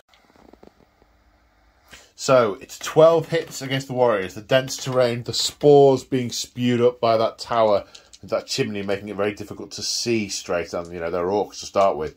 Wounding on 5, so strength 4, toughness 5. The 6s are AP -1 because of bad moons. Okay. So 2 at AP -1. 2 at AP sorry, -1. Yeah. Sorry, 3 at AP -1 and 2 at AP nothing. So 2's at 2 ups, 1 goes through, and then 3 at -1, so they're 3 ups. So he makes all those. Why are they 3 ups? Sorry. These are against the Tyranid Warriors. Oh, sorry. Let's go back and think about. No, sorry, that one definitely passed and that failed. 4 ups naturally, aren't they? Not. Sorry, I was doing the Carnifex. Don't. Right. My brain. Is that what you just rolled? Yes. All right. So they well, make fine. it as well anyway. So it's I only just take 1 damage. But there's 1-on-1 wound, so he dies. Which, yay! Killed something. And I may as well put the bit. I don't think I can see the other warrior now. So this big shooter will go into the truck? Carnifex. Yeah. All at the same time, isn't it? No. The big shooter is the truck. Whereas what we just fired with the guys inside, yeah. Right. Tragic, really, because that would have been many more hits. 5 to wound, 1 normal save on the Carnifex. Nope. 1 damage remaining. Ooh. Okay. So the only thing to decide now is where to put the is where to put the burner bomber. Strictly speaking, the only thing I can actually target is the Tyranifex. Fair enough. Because I can't see the Warriors. Can't see them from the model. No. No, although you've gone over them, they were very under you. He's had to jink around that spire to do this. He's had to sort of go, way, bomb, way, and round. Yeah. So he's going to have to put... Oh, the Lictor. There is the Lictor, yes. I could shoot the Lictor. He's in cover and he's more than 12 inches from you, so you can't... I don't know if he is more than 12 inches. Is he not? He's maybe more than 12 inches. Do you want me to measure it for you? Or you it's close. It's close. No, he's in. You've got him. He's in. On right. the order. So, I am going to put the... Who is more likely to shoot at a Lictor? The plane's just come round the corner and gone, a Lictor! Yeah, so the plane's come around the corner and gone a Lictor. So we'll put the big shooters and the Scorch missiles into the Lictor. But the Grot, who's a bit more canny, will fire that way with the turret into the Carnifex. Okay, so the Scorching missiles are Assault 2d6 for 3. Hitting them on 6s because the Lictor is -1 to hit. No. And then the twin big shooter. Hitting on 6s. 2. Wounding on 4s. So 5. Toughness 5, yeah. Yeah, so 4s. 1 at -1.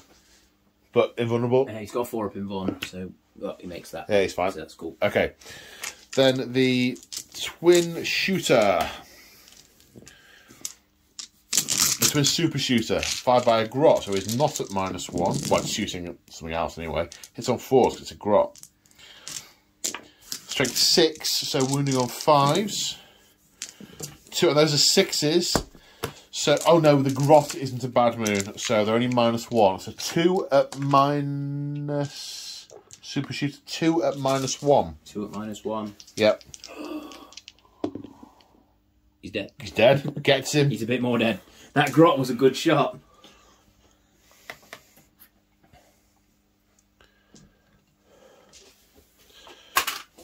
Okay, so... I'm glancing around the table. Everything has fired. So we've got a couple of charges to declare. Yeah. The Pain Boy, the Knob, and the Banner are going to charge those Tyranid Warriors. Yep. Is 6 enough? I don't think it is it? No. Here we go. You're almost 8. Here we go. 8. 8. 8. Is 8 in? You've got 8. Okay, they're in. That's those all 3. of them. Yeah. Yeah. These guys can't charge the Lictor because they advanced, and whilst the wire is still in effect, it's not the turn it was declared. And in fact, it might have gone away now that the war boss is dead. I don't know. I'll check that because was that the Pain Boy's wounds? Yes. 3? Yeah. Because I'm sort of 50-50 on whether it should, to be quite honest, because they've been energised. They don't know the war boss is dead. No, exactly. Yeah. The can in. Yeah. Ding. Impact hits. No. I could have ramming speeded. Yeah. For impact hits, but what does Careen do? Careen. So if a vehicle is destroyed, you get to and explodes, you get to move it before it explodes. That was it. Yeah. Okay, so I've done all my charges. Unless you want to charge the Lictor. I can't. Oh, they you can't advanced. I suppose I could charge him with the mech. But I think I'd rather overwatch the Lictor with the mech when I get the opportunity. Yes. So, of all the charging units, do I want to... So that's not technically a whole one unit there, it's 3 separate units. No, I'm going to go for the Killer Can. The Killer Can is going to have his day in the sun. So the Killer Cans do count as Orks for the purposes of war, and they're going to hit on 4s. I could actually... No, I can't. I could do a maximum of 12 damage, but you negate the first one. So if I get them all through, he'd be on 1 wound left. Oh, really? Yeah. Hit on 4s. This is why you want to use... Alright. So forget that. Other charges. Are you interrupting? I've still got 6 CP left, so let's pay to interrupt. there. Yes. I might as well, hadn't I? Okay. 2 guys in combat. Who's the team? 2 CP to interrupt. 2 CP to interrupt. Have you been playing 1 CP to interrupt again? No. No. I've not. No, you did them the first time. I did. That was the second time. You must have done them the first time. I may tell you what. No. I'm pulling your leg, man. I'm pulling your leg. You're going to have to check the ref gold. I'm pulling your leg. No, you're all right. Right, so we are on 3 attacks per guy. Right, because these are technically 3 separate units, so you have to decide where the attacks are going. I think I'm going to hit the pain boy. With all of them? With all of them, yeah. So I get 4 extra attacks. 4 extra attacks? There's 2 guys there. You had 5 attacks per warrior last time. Yeah. So that's exactly the same. Oh, right, okay. 4 is in... Right, yes, I'm with you. 4 extra attacks. With you, 4 extra dice per for the unit, so... 3s? 4s? I'll check. 6s explode? 6s do explode. Well remembered, thank you. It is 3s. I have only just remembered that. Yeah. So 6 explodes. Right. Then we get strength user. So we are strength 5, toughness 5. So we're 4s. That's a lot. Minus how many? 6 minus 1 damage. I think he's got a 6-up save, Look, pain you boy. charge me. Alright, so that bypasses my 6-up save. So I've got 6 wounds to negate on 6 pluses because I'm full of drugs. I got 3 wounds left, so I need to make 4 of them. Yeah. No! No, he's out of there. Pain boy dead. So the knob with the kill saw is on +1, -1 because kill saw and wire banner. So hitting on 3s. 4 hits. Strength is 10, so wounding on 2s. All at -4. On the 4-up save. Okay. So D3 damage. For 3, kills dead. 1. 2, he's dead. 4. There's only 2 left. Dead. I don't care. Keep rolling the damage! That's taking a nudge.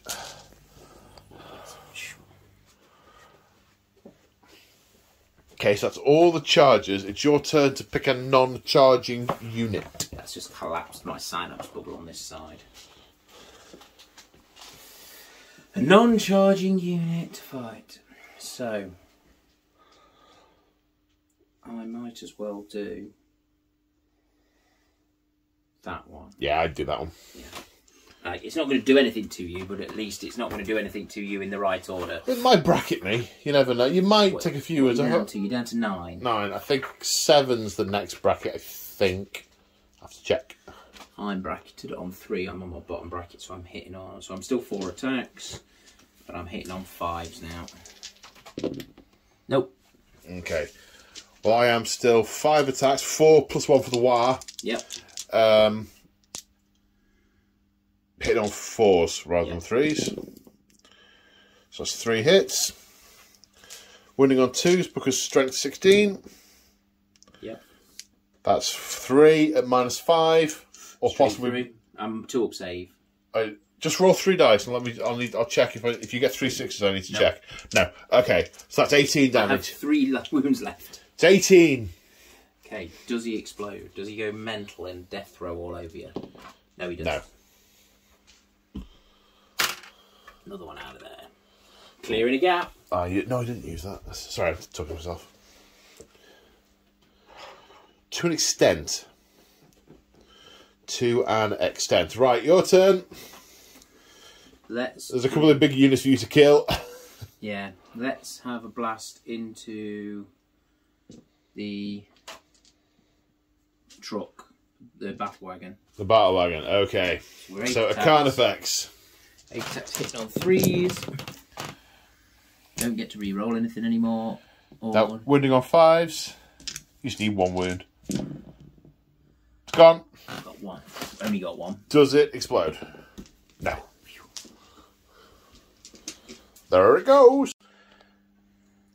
And now the Swarmlord is going to make a horrible, horrible mess of this killer can with his 9 attacks. 9 attacks hitting on 2s. I still managed to roll some. Yeah, you missed 3. Woo! Strength 8 + 1, so 9. 3 to wound. So that is 2, 4, 5 wounds. Minus -4, flat 3 damage. Okay, he's dead twice. Cool. Does he explode? No. Dead killer can. So at the end of battle round 2, the objectives are quite straightforward. Orcs have got 1. Yep.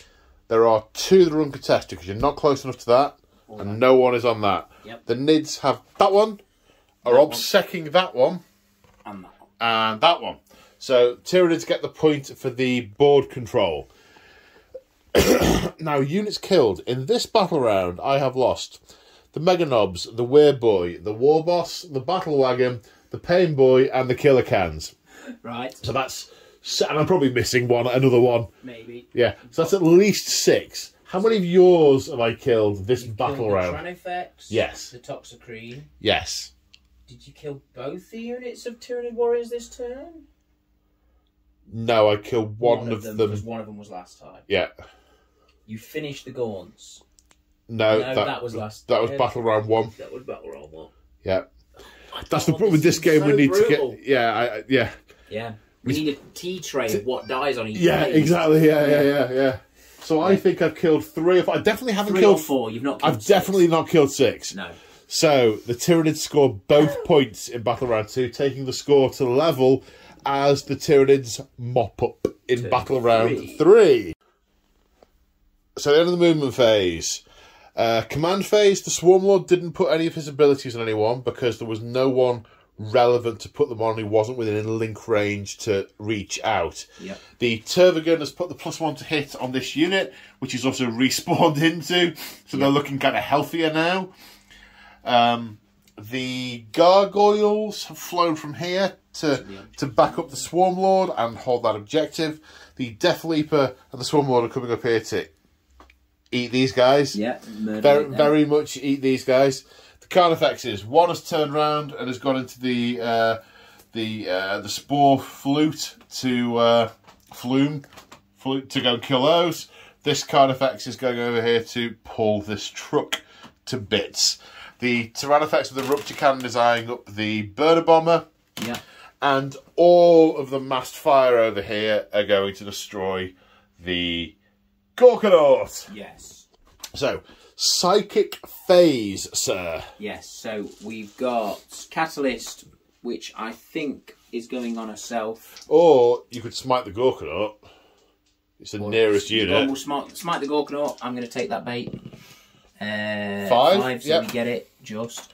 And it's 1. One word. It might be all the difference. It could be all the difference in a minute, being as we're down to rattling wounds into it. Yeah. And then we'll have the smite from the Hive Tyrant, which we get on an 8. You've got it on a 5 because smite doesn't scale in this room. And it's 1. So 1 mortal on the nearest one.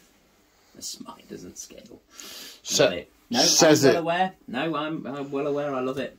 Because you paid the points for it. So why should it get worse? Why should it get worse? Yeah, that's cool. So we don't need his second psychic power because it's making me easier to charge stuff, or making someone easier to charge stuff, and I think I've got them charges. Yeah. So at that, we're on to the shooting phase. Tyranifex. Tyranifex into the flyer. Heavy 3. 3 shots. -1 to hit. Okay. Is that 2 hits? 2 hits. It's toast, unless you're all Snake Eyes. It's toast. It's toast. Does it explode? So by toast, that's -4 d6 plus 4 -4 damage. d6 plus 4 damage. To do 2 wounds. Twice. Yeah. And it does not explode. Cool. It flies off into the distance, being ruptured and melted, and then crashes into a hive spire somewhere. Okay. Can you not auto-explode them? Not anymore, I don't think. No. I'm going to put it over here, because it died this turn. Cunning. Brutal but cunning. It's not brutal. If I'd smashed you in the face with this, it would have been brutal. Fair enough. I was once... There was an event at a Games Workshop in the mid-90s when a child threw someone's metal manticore across the table at them because it killed too much. And it literally stuck in the kid's forehead. That's amazing. Yeah. Well, you know, shocking and horrific. But, yes. But... Yes. Yes. Let's... Because it would have actually had to impale the skull to stay there. Properly cling And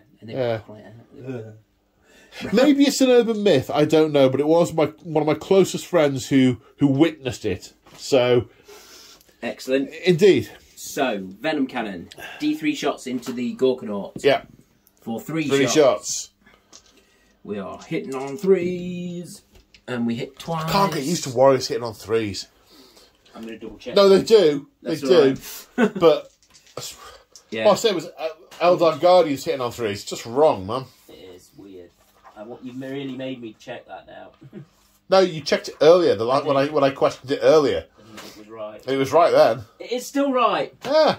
Marine, baby. So 2 strength 8s. 4? 4s, yep. 1 goes through. Uno, minus 12. Minus 3. Minus 3, flat 2 damage. Failed. Flat 2, yeah. I can't see. How many wounds have I got? 6 left now. 6 left now. Right. I'm going to... Yeah. Yeah, get out. There it goes. Put him where we can see him. 6, yeah. Cool. Well, where you can see him, I can't see it there now. That's better. There we go. And then there is, there's only 1 of the Death Spitters. So that is... Oh, yeah, that guy's got rending claws. Yeah. 1 hit. 1 maybe wound? I was assuming that's right. 5's a wound. It's going to be a wound. Then minus 2, 1 damage. I saved! I made an armour save in 18 months into nearly 2 years to 9th edition, and I made a save. Nothing to do with all our additional minuses to accommodate the extra wounds that things have. A scurrilous insinuation.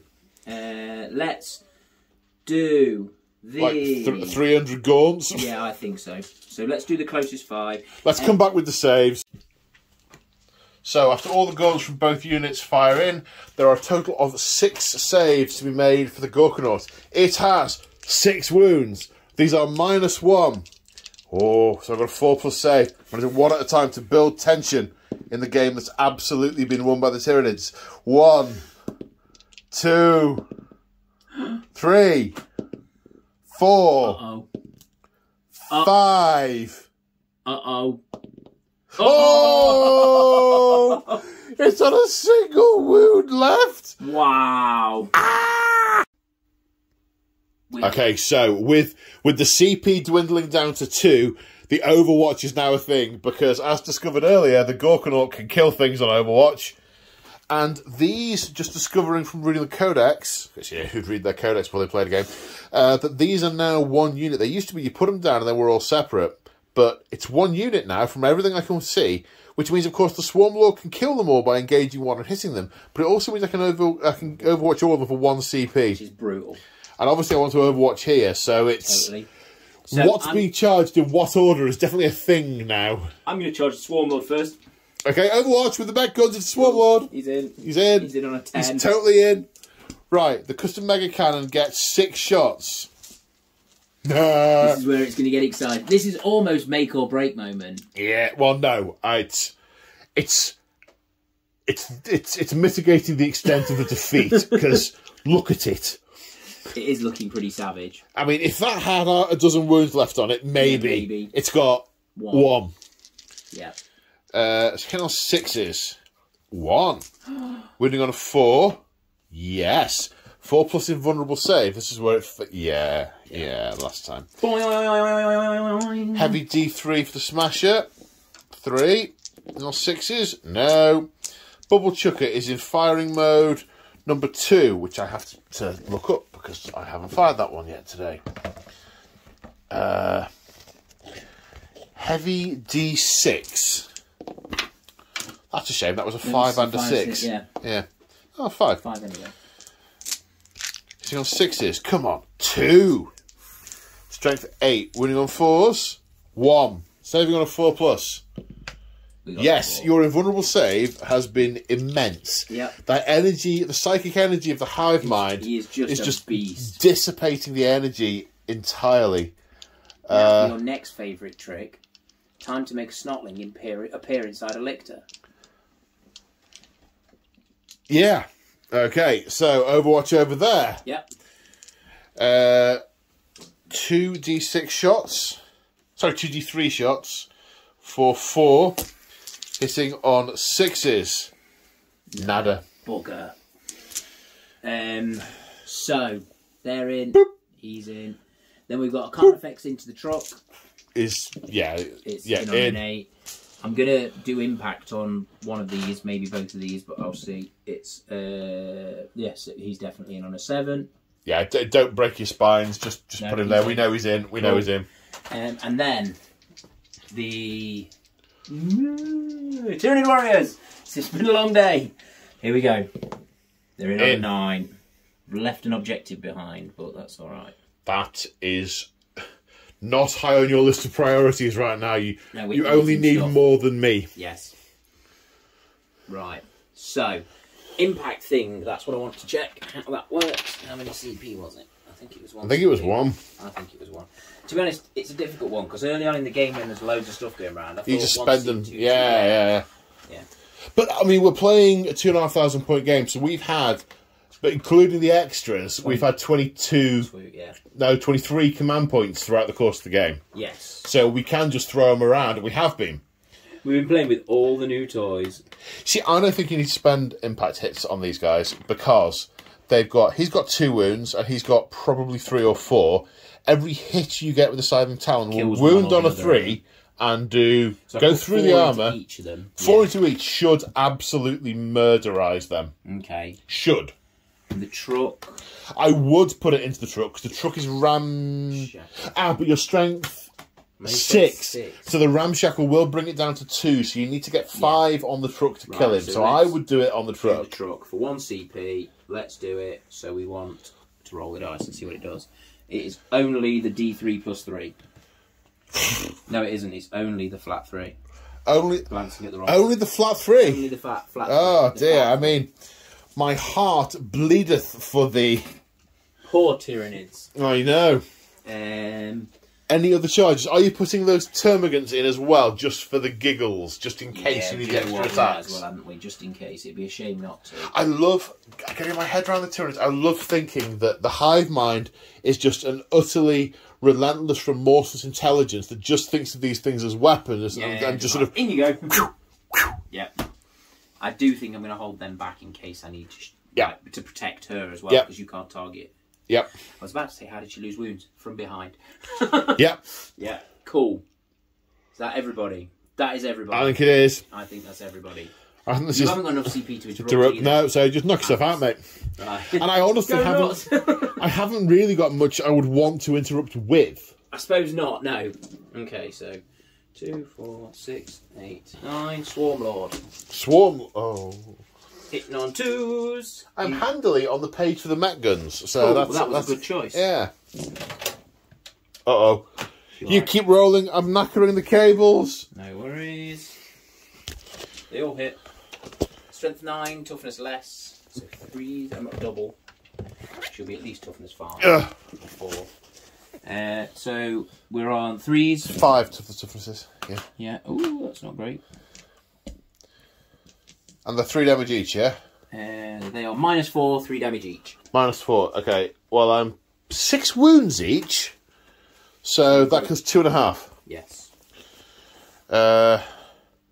Dead. Oh no. This one's injured. So that actually doesn't make any. That literally just kills him for 2 dice, and then the next one for 2 dice, and then leaves you with 1 on 3 wounds. Yep. And the swarm was going to pile into this one, I assume. That one just to continue tagging it up. Yep, definitely. Yeah. Okay. Because why would he not carry on and the things that he's killing? Totally. Yeah. So I'm really excited. This is the highlight of the day. The Death Leaper. He's actually made combat. Hang on, I'm shoveling out the corpses. Okay, so he has 7 attacks, hitting on 2s. Okay, so 7 hits. 7 hits. Strength is 7. Winning on 3s. Okay. Minus.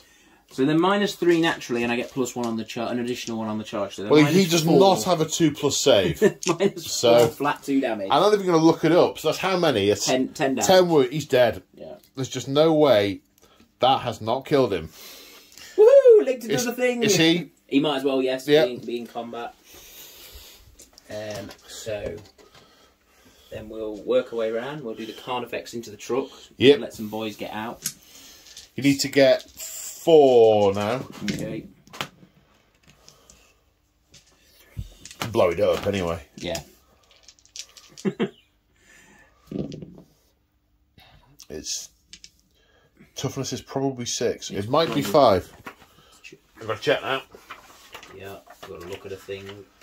Toughness is 6. So I'm strength 6. So that's it. So only 3. 3 get through. 3 damage each. 3, Ramshackle. down to so 2, down to 2. 4 It says. damage. So no, there were 3 got through. So Okay, it takes 3 6, down to 6 damage. It's got yes. 1 wound left. Yep. I know. Right, and then let's do this guy. We'll do 3 into the knob. Okay. Do the 3 into the knob. 4 into the knob, sorry. So Half 4 and into half. the knob. Yeah. 2 of them hit. And then... Okay. Just fluff that one. So the knob's still there. See you later there. Let's do the warband. The warband knob has 4 wounds. That's what I was checking with my other hand. Okay, so we get that. I think my Carnifex is tired. It's defective. You need to reabsorb this one and make a new one. Defective Fex. It's a rubber Fex. Rubber Fex is rubber bounced. Fex. Yeah. What else have we got before? Oh, we got the Warriors. Warriors. Come out to play.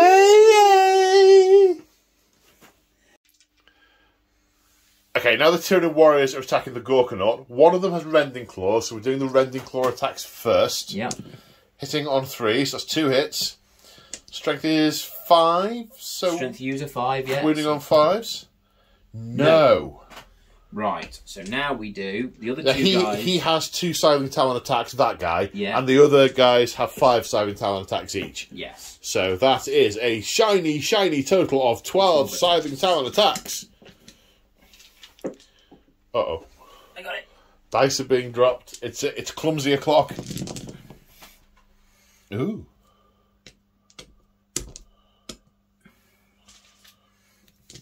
And we're on 5s again, aren't we? 1 at -2 because you charged. Because I charged, yes, -2. 1 save of 5+. Ooh. Which I fail. Does Now, it explode? on a 6, it's a Everything's big dead. explosion. Come on, you 6s. Not a 6. Still alive. Okay, so I'll start with the truck. It gets an extra attack with its wrecking ball. No. No. No, James, no. Hitting on a 5. No. The basic attack for the truck? No. Okay. Truck done. Right. Mech gun? If it's anything like an Eldar Graph platform until today, it has 7 Yeah, attacks. it's like 304 attacks, yeah. Oh, come on. Mech guns. It does have 6 attacks, but that is because it's got 6 grots. Running around it. Yeah. So they're going to attack the Deathly. They've both got 4+ saves. That's got a bigger save naturally. They're going to attack the Death Leaper. And the models are on this -1 side. to hit, but he's going to negate your first damage that gets through. So it's... Yep. We're strength 2. Yep. Oh, you're still only strength 2 at least. Toughness 3, but... Oh, don't get me Not started. this time of night. 1 hit. It doesn't wound. No. Now I have to think about that for a minute. Yeah, me too. Right. Now, the knob with the kill saw. Wire is no longer in effect. But he's next to the wire banner. He's next to the wire banner, so he's going to hit on +1, -1. He's going to hit on 3s. 2 hits. It's not a kill saw, is it? Yes, it is a kill saw. It's, yes. Strength 10, so wounding on 3s. 1 wound, minus a whole bunch, -4, I think it is. 2 up save, 2 not 2, a 2. no, not 2. You sure? D3 damage. For 3, minus... Down to 2. Down to 2. So I'm down to 3 wounds remaining. Then the War Banner is... I find it frustrating that he's lost the Power Fist that he's modelled with. He has, yeah. Yeah, I find that frustrating. So the wild banner, 3 attacks, hitting on 2s, 2 hits. Strength is 7, so 4s, 1 at dash. 1 at dash. But it's 2 damage. 2 up, so it's 1 damage. Oh, yeah. And he makes No, it yeah, that's fine. So they fought. That's fought. So that's Orcs done. Done, dude. Okay. It's your turn. Orc turn 3. Oh no. So, mech guns are a unit rather than being individual. We discovered this earlier. Yes, yes. No. Who have a leadership of 4. Oh no. So he needs a 1 or a 2 to stay put. It's a 6. So no. he runs off. Away, dragging their mech gun with them. Well, to be honest, I think they very much abandoned the mech gun. Yeah. Right. But that does leave you open to shoot me now. Yeah, I mean, I'm in a target-rich environment, very much. Okay, the movement phase can best be described as brief. Burners walked over here. Set the lictor on fire. Charge the gargoyles. Nice. Knobs, stay put. Fight that thing. Stab it up. Groovy. The truck boys. Out of the truck. With the run turn. I forgot the run turn was in there. Out of the truck. Going to show off and murder that as the truck reversed. Excellent. Done. That for a slice of fried gold. Well, yeah. Right. 66 hits. I have some of this thing that I've got. 10, 21. 21. And the lictor needs to make 5 invulnerable saves. He's failed all of them from my perspective. No, fails 1. Fails 1. 4 wounds remaining. Okay,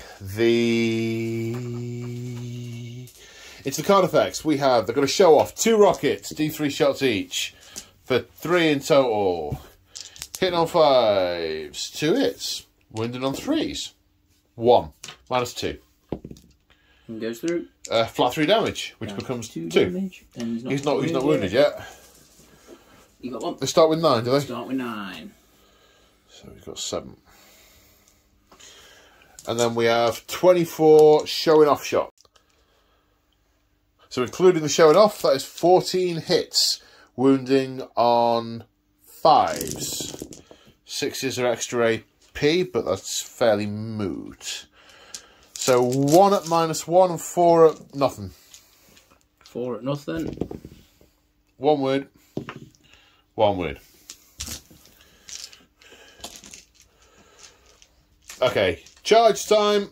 The shooter boys and the run turn are going to charge the cut. Is there a ramming thing? I fell back. Oh, of course you can. Sorry. Yeah. No, don't worry. The boys into the Carnifex. 11, they are in. The burner boys into the gargoyles. They are also in. Okay, the burner boys attacking the gargoyles. 2 attacks each, hitting on 3s. That's a bunch of attacks. Wounding on 3s. 4. 8. 8 saves to make, sir. No AP. No AP. So we're 6, 7, 8. Just watch this. 3 6s. So 6 of save. 2 6s. They're dead. They're out of there. So I get the objective as well as the kill. Yes. Which is important now. Mm. Well, important for this turn anyway. Yes. Are you interrupting with either Carnifex? I think I probably ought to, given that I didn't use my CP for much else at the moment. So... You'll get to activate that Carnifex before I activate those. So it is that one, isn't it? Yeah, okay. 8. 8 attacks. Hitting on trees. Missing on those. 6, 5, 4, 3s even. Yeah, oh, that's a bit poor. 2. 2. 2 dead. Yep. Okay, right. Piling these in. 2 have died, so there are 10, plus an extra 1 from the knob. The Nob's strength 5, but that won't make any difference against the Carnifex because he hasn't got a better weapon. No. So it's 8 times 2, which is 16 plus 1, 17. Yep. 6, 8, 8, 10. Or 3 more from the pocket, please. Okay. In on 3s.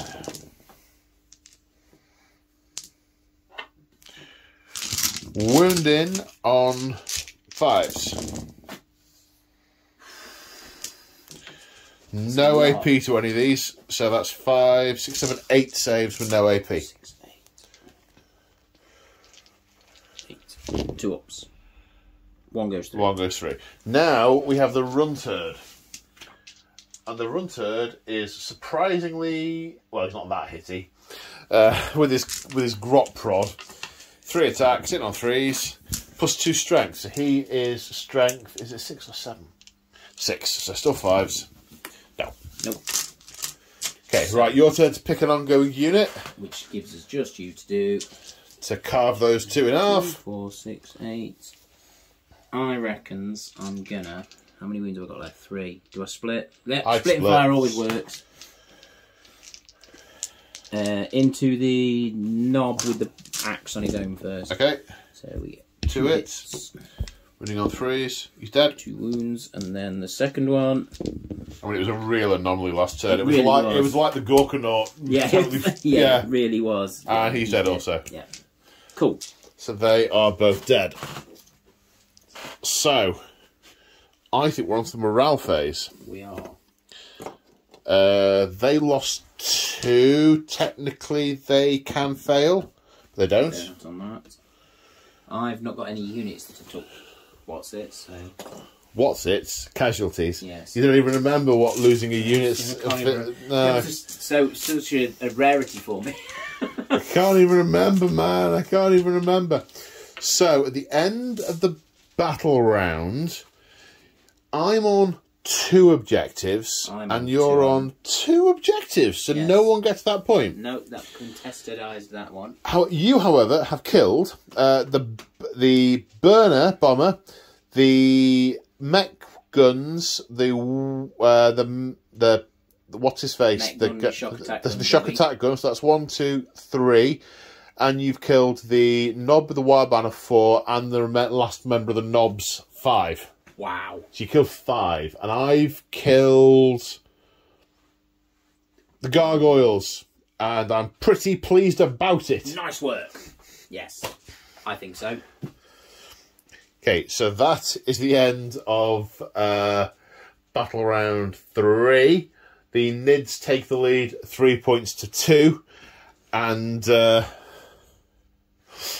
wow.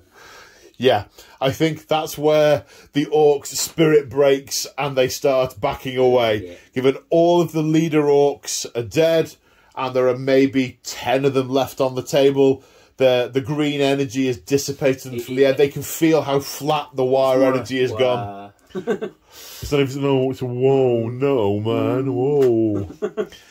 And really great game, thank you, matey. Yeah.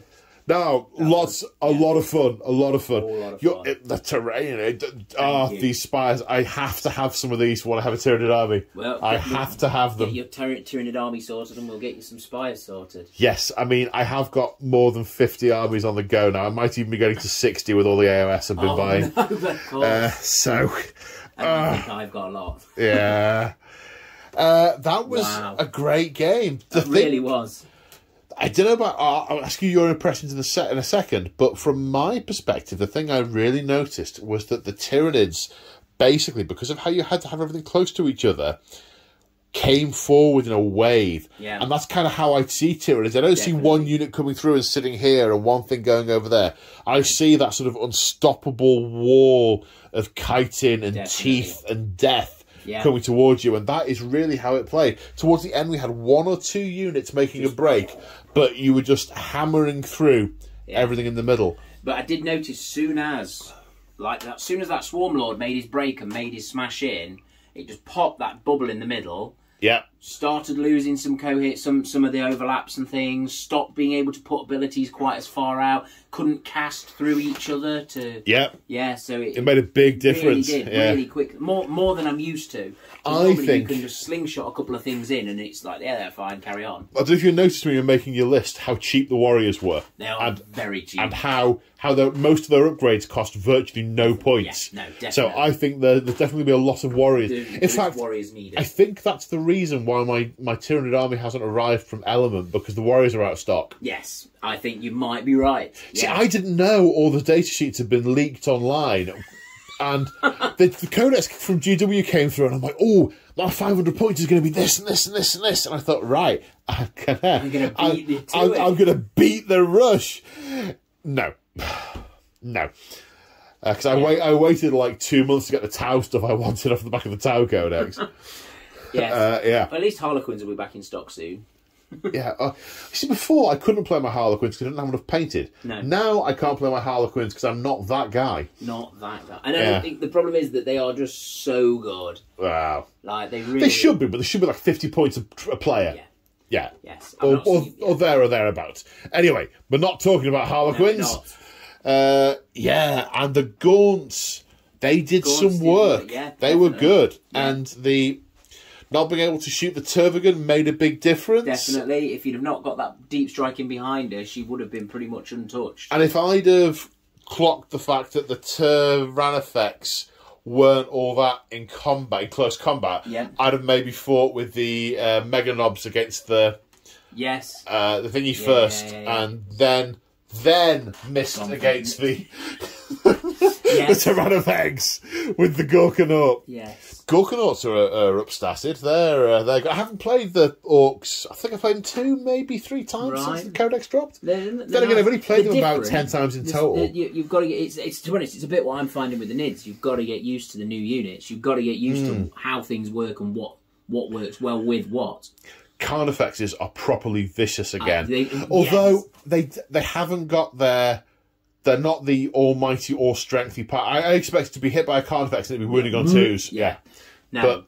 But I didn't adrenaline gland them, so that would have given +1 move and +1 strength. Only strength 7 though, not strength 10, which is what they used to. Or strength 9 they used to be. But again, with the Ripper Claws rather than the Siding Talons, the claws are either times. I mean, I am going back 15, 16 years now. When I used to play against them regularly in 4th Ed. Yes. So, but still. Like, a couple of options for melee weapons. One of them's pretty brutal. We could pump them up a bit more. Yeah. I mean, that was a really fun game. I really enjoyed that. The new Codex, it made our brains scratch quite a bit. Yeah. And I think a lot of the things that we've been mustering about under our breath have been 9th Ed Codex, 9th edition things, rather than Codex things. The specifically Codex. I like the... As much as it's going to take a bit of getting used to, I like the notion that the synapse range is continuous, the link. I like that. That's nice and characterful. Definitely. And so I like the fact that they can sort of go, I want to affect ding ding ding ding that unit. Yeah, I like that. That's good. And in my mind, it was sort of breaking me a little bit how it was going to work, and that I was going to be going, oh, I've got to put a bubble of this out onto those, and then remember it until the shooting fair, and a bubble of this one out. But it's the fact that it doesn't happen until it happens. Actually makes it easy. I don't have to pre-select what's going where and then remember it. And then that is a big deal. -1 to hit or whatever. Yeah. And I absolutely love playing with the spires next to the Tyranids. They look gorgeous. For anyone who missed the bit at the beginning, these are terrain pieces available from March of War. Check out their website. I'll put a link in the description to the video. The stuff's amazing. Thank you very much, matey. You've also done other stuff for me as well. You've got a lot of the AOS scatter terrain I've got is from you. It is, yes. You inadvertently named an entire village, Pumpkin Town, because... Because you may have got carried away sending your pumpkins. I think you sent me about 50 pumpkins. It's like, so, okay, but no, they're great. They're great. So yes, a few shout outs. I mentioned the terrain and the mats and all that good stuff. Shout out to all my channel members and what they call Patreons for your ongoing support. You guys are awesome. Helping me work towards the hobby dream is just such a super thing. So thank you for that. Anyone who's interested in seeing more Say Hi Paul battle reports or painting videos, hobby videos, consider becoming a channel member. It's a fixed fee per month. It doesn't sign you up to anything. You could do 1 month and then cancel it if you were that way inclined. Check out the link below for the join channel. Also gives you access to our hobby community. You're a member of our hobby community. Your hobby community. You're a lovely community. Yeah, everyone's really nice to each other. And yeah, definitely. we run events at your place, at tabletop events. We have coming up. What? But yes, the Crimson. And before that, we've got the AOS Day. We have AOS Day on the 1st of May. Yes. We're going to fill the room full of AOS people and chill out and roll dice. Still tickets available. There are. Available through your website. .co.uk. Yeah. Yes. And that's also where we're holding the Say Hi Paul narrative event in June called the Crimson Ribbon. Yep. Which you're playing at that, aren't you? You've got a ticket. Yes. Chaos Demons. Yes, yes. Demon action on. So that is the war over a planet between the Imperium and Chaos. They are the only factions available. Faction-specific tickets. Yeah. Loads of Paul narrative fluff. It sounds like it's going to be amazing. Yeah, so there's I'm really excited. Some of those tickets are available still as well, again, on your website. Yes. It feels like I've forgotten something, but, you know... It might just be the time of day. It might just be the fact that it's 10 to 10. We've been doing this for 12 hours, and wow, what a fun game. What an amazing game. Thanks well, thank you very much for coming down, and for playing. So it just remains for me to say take care, everyone, and say bye, James from March of War. Bye, James from March of War. Bye!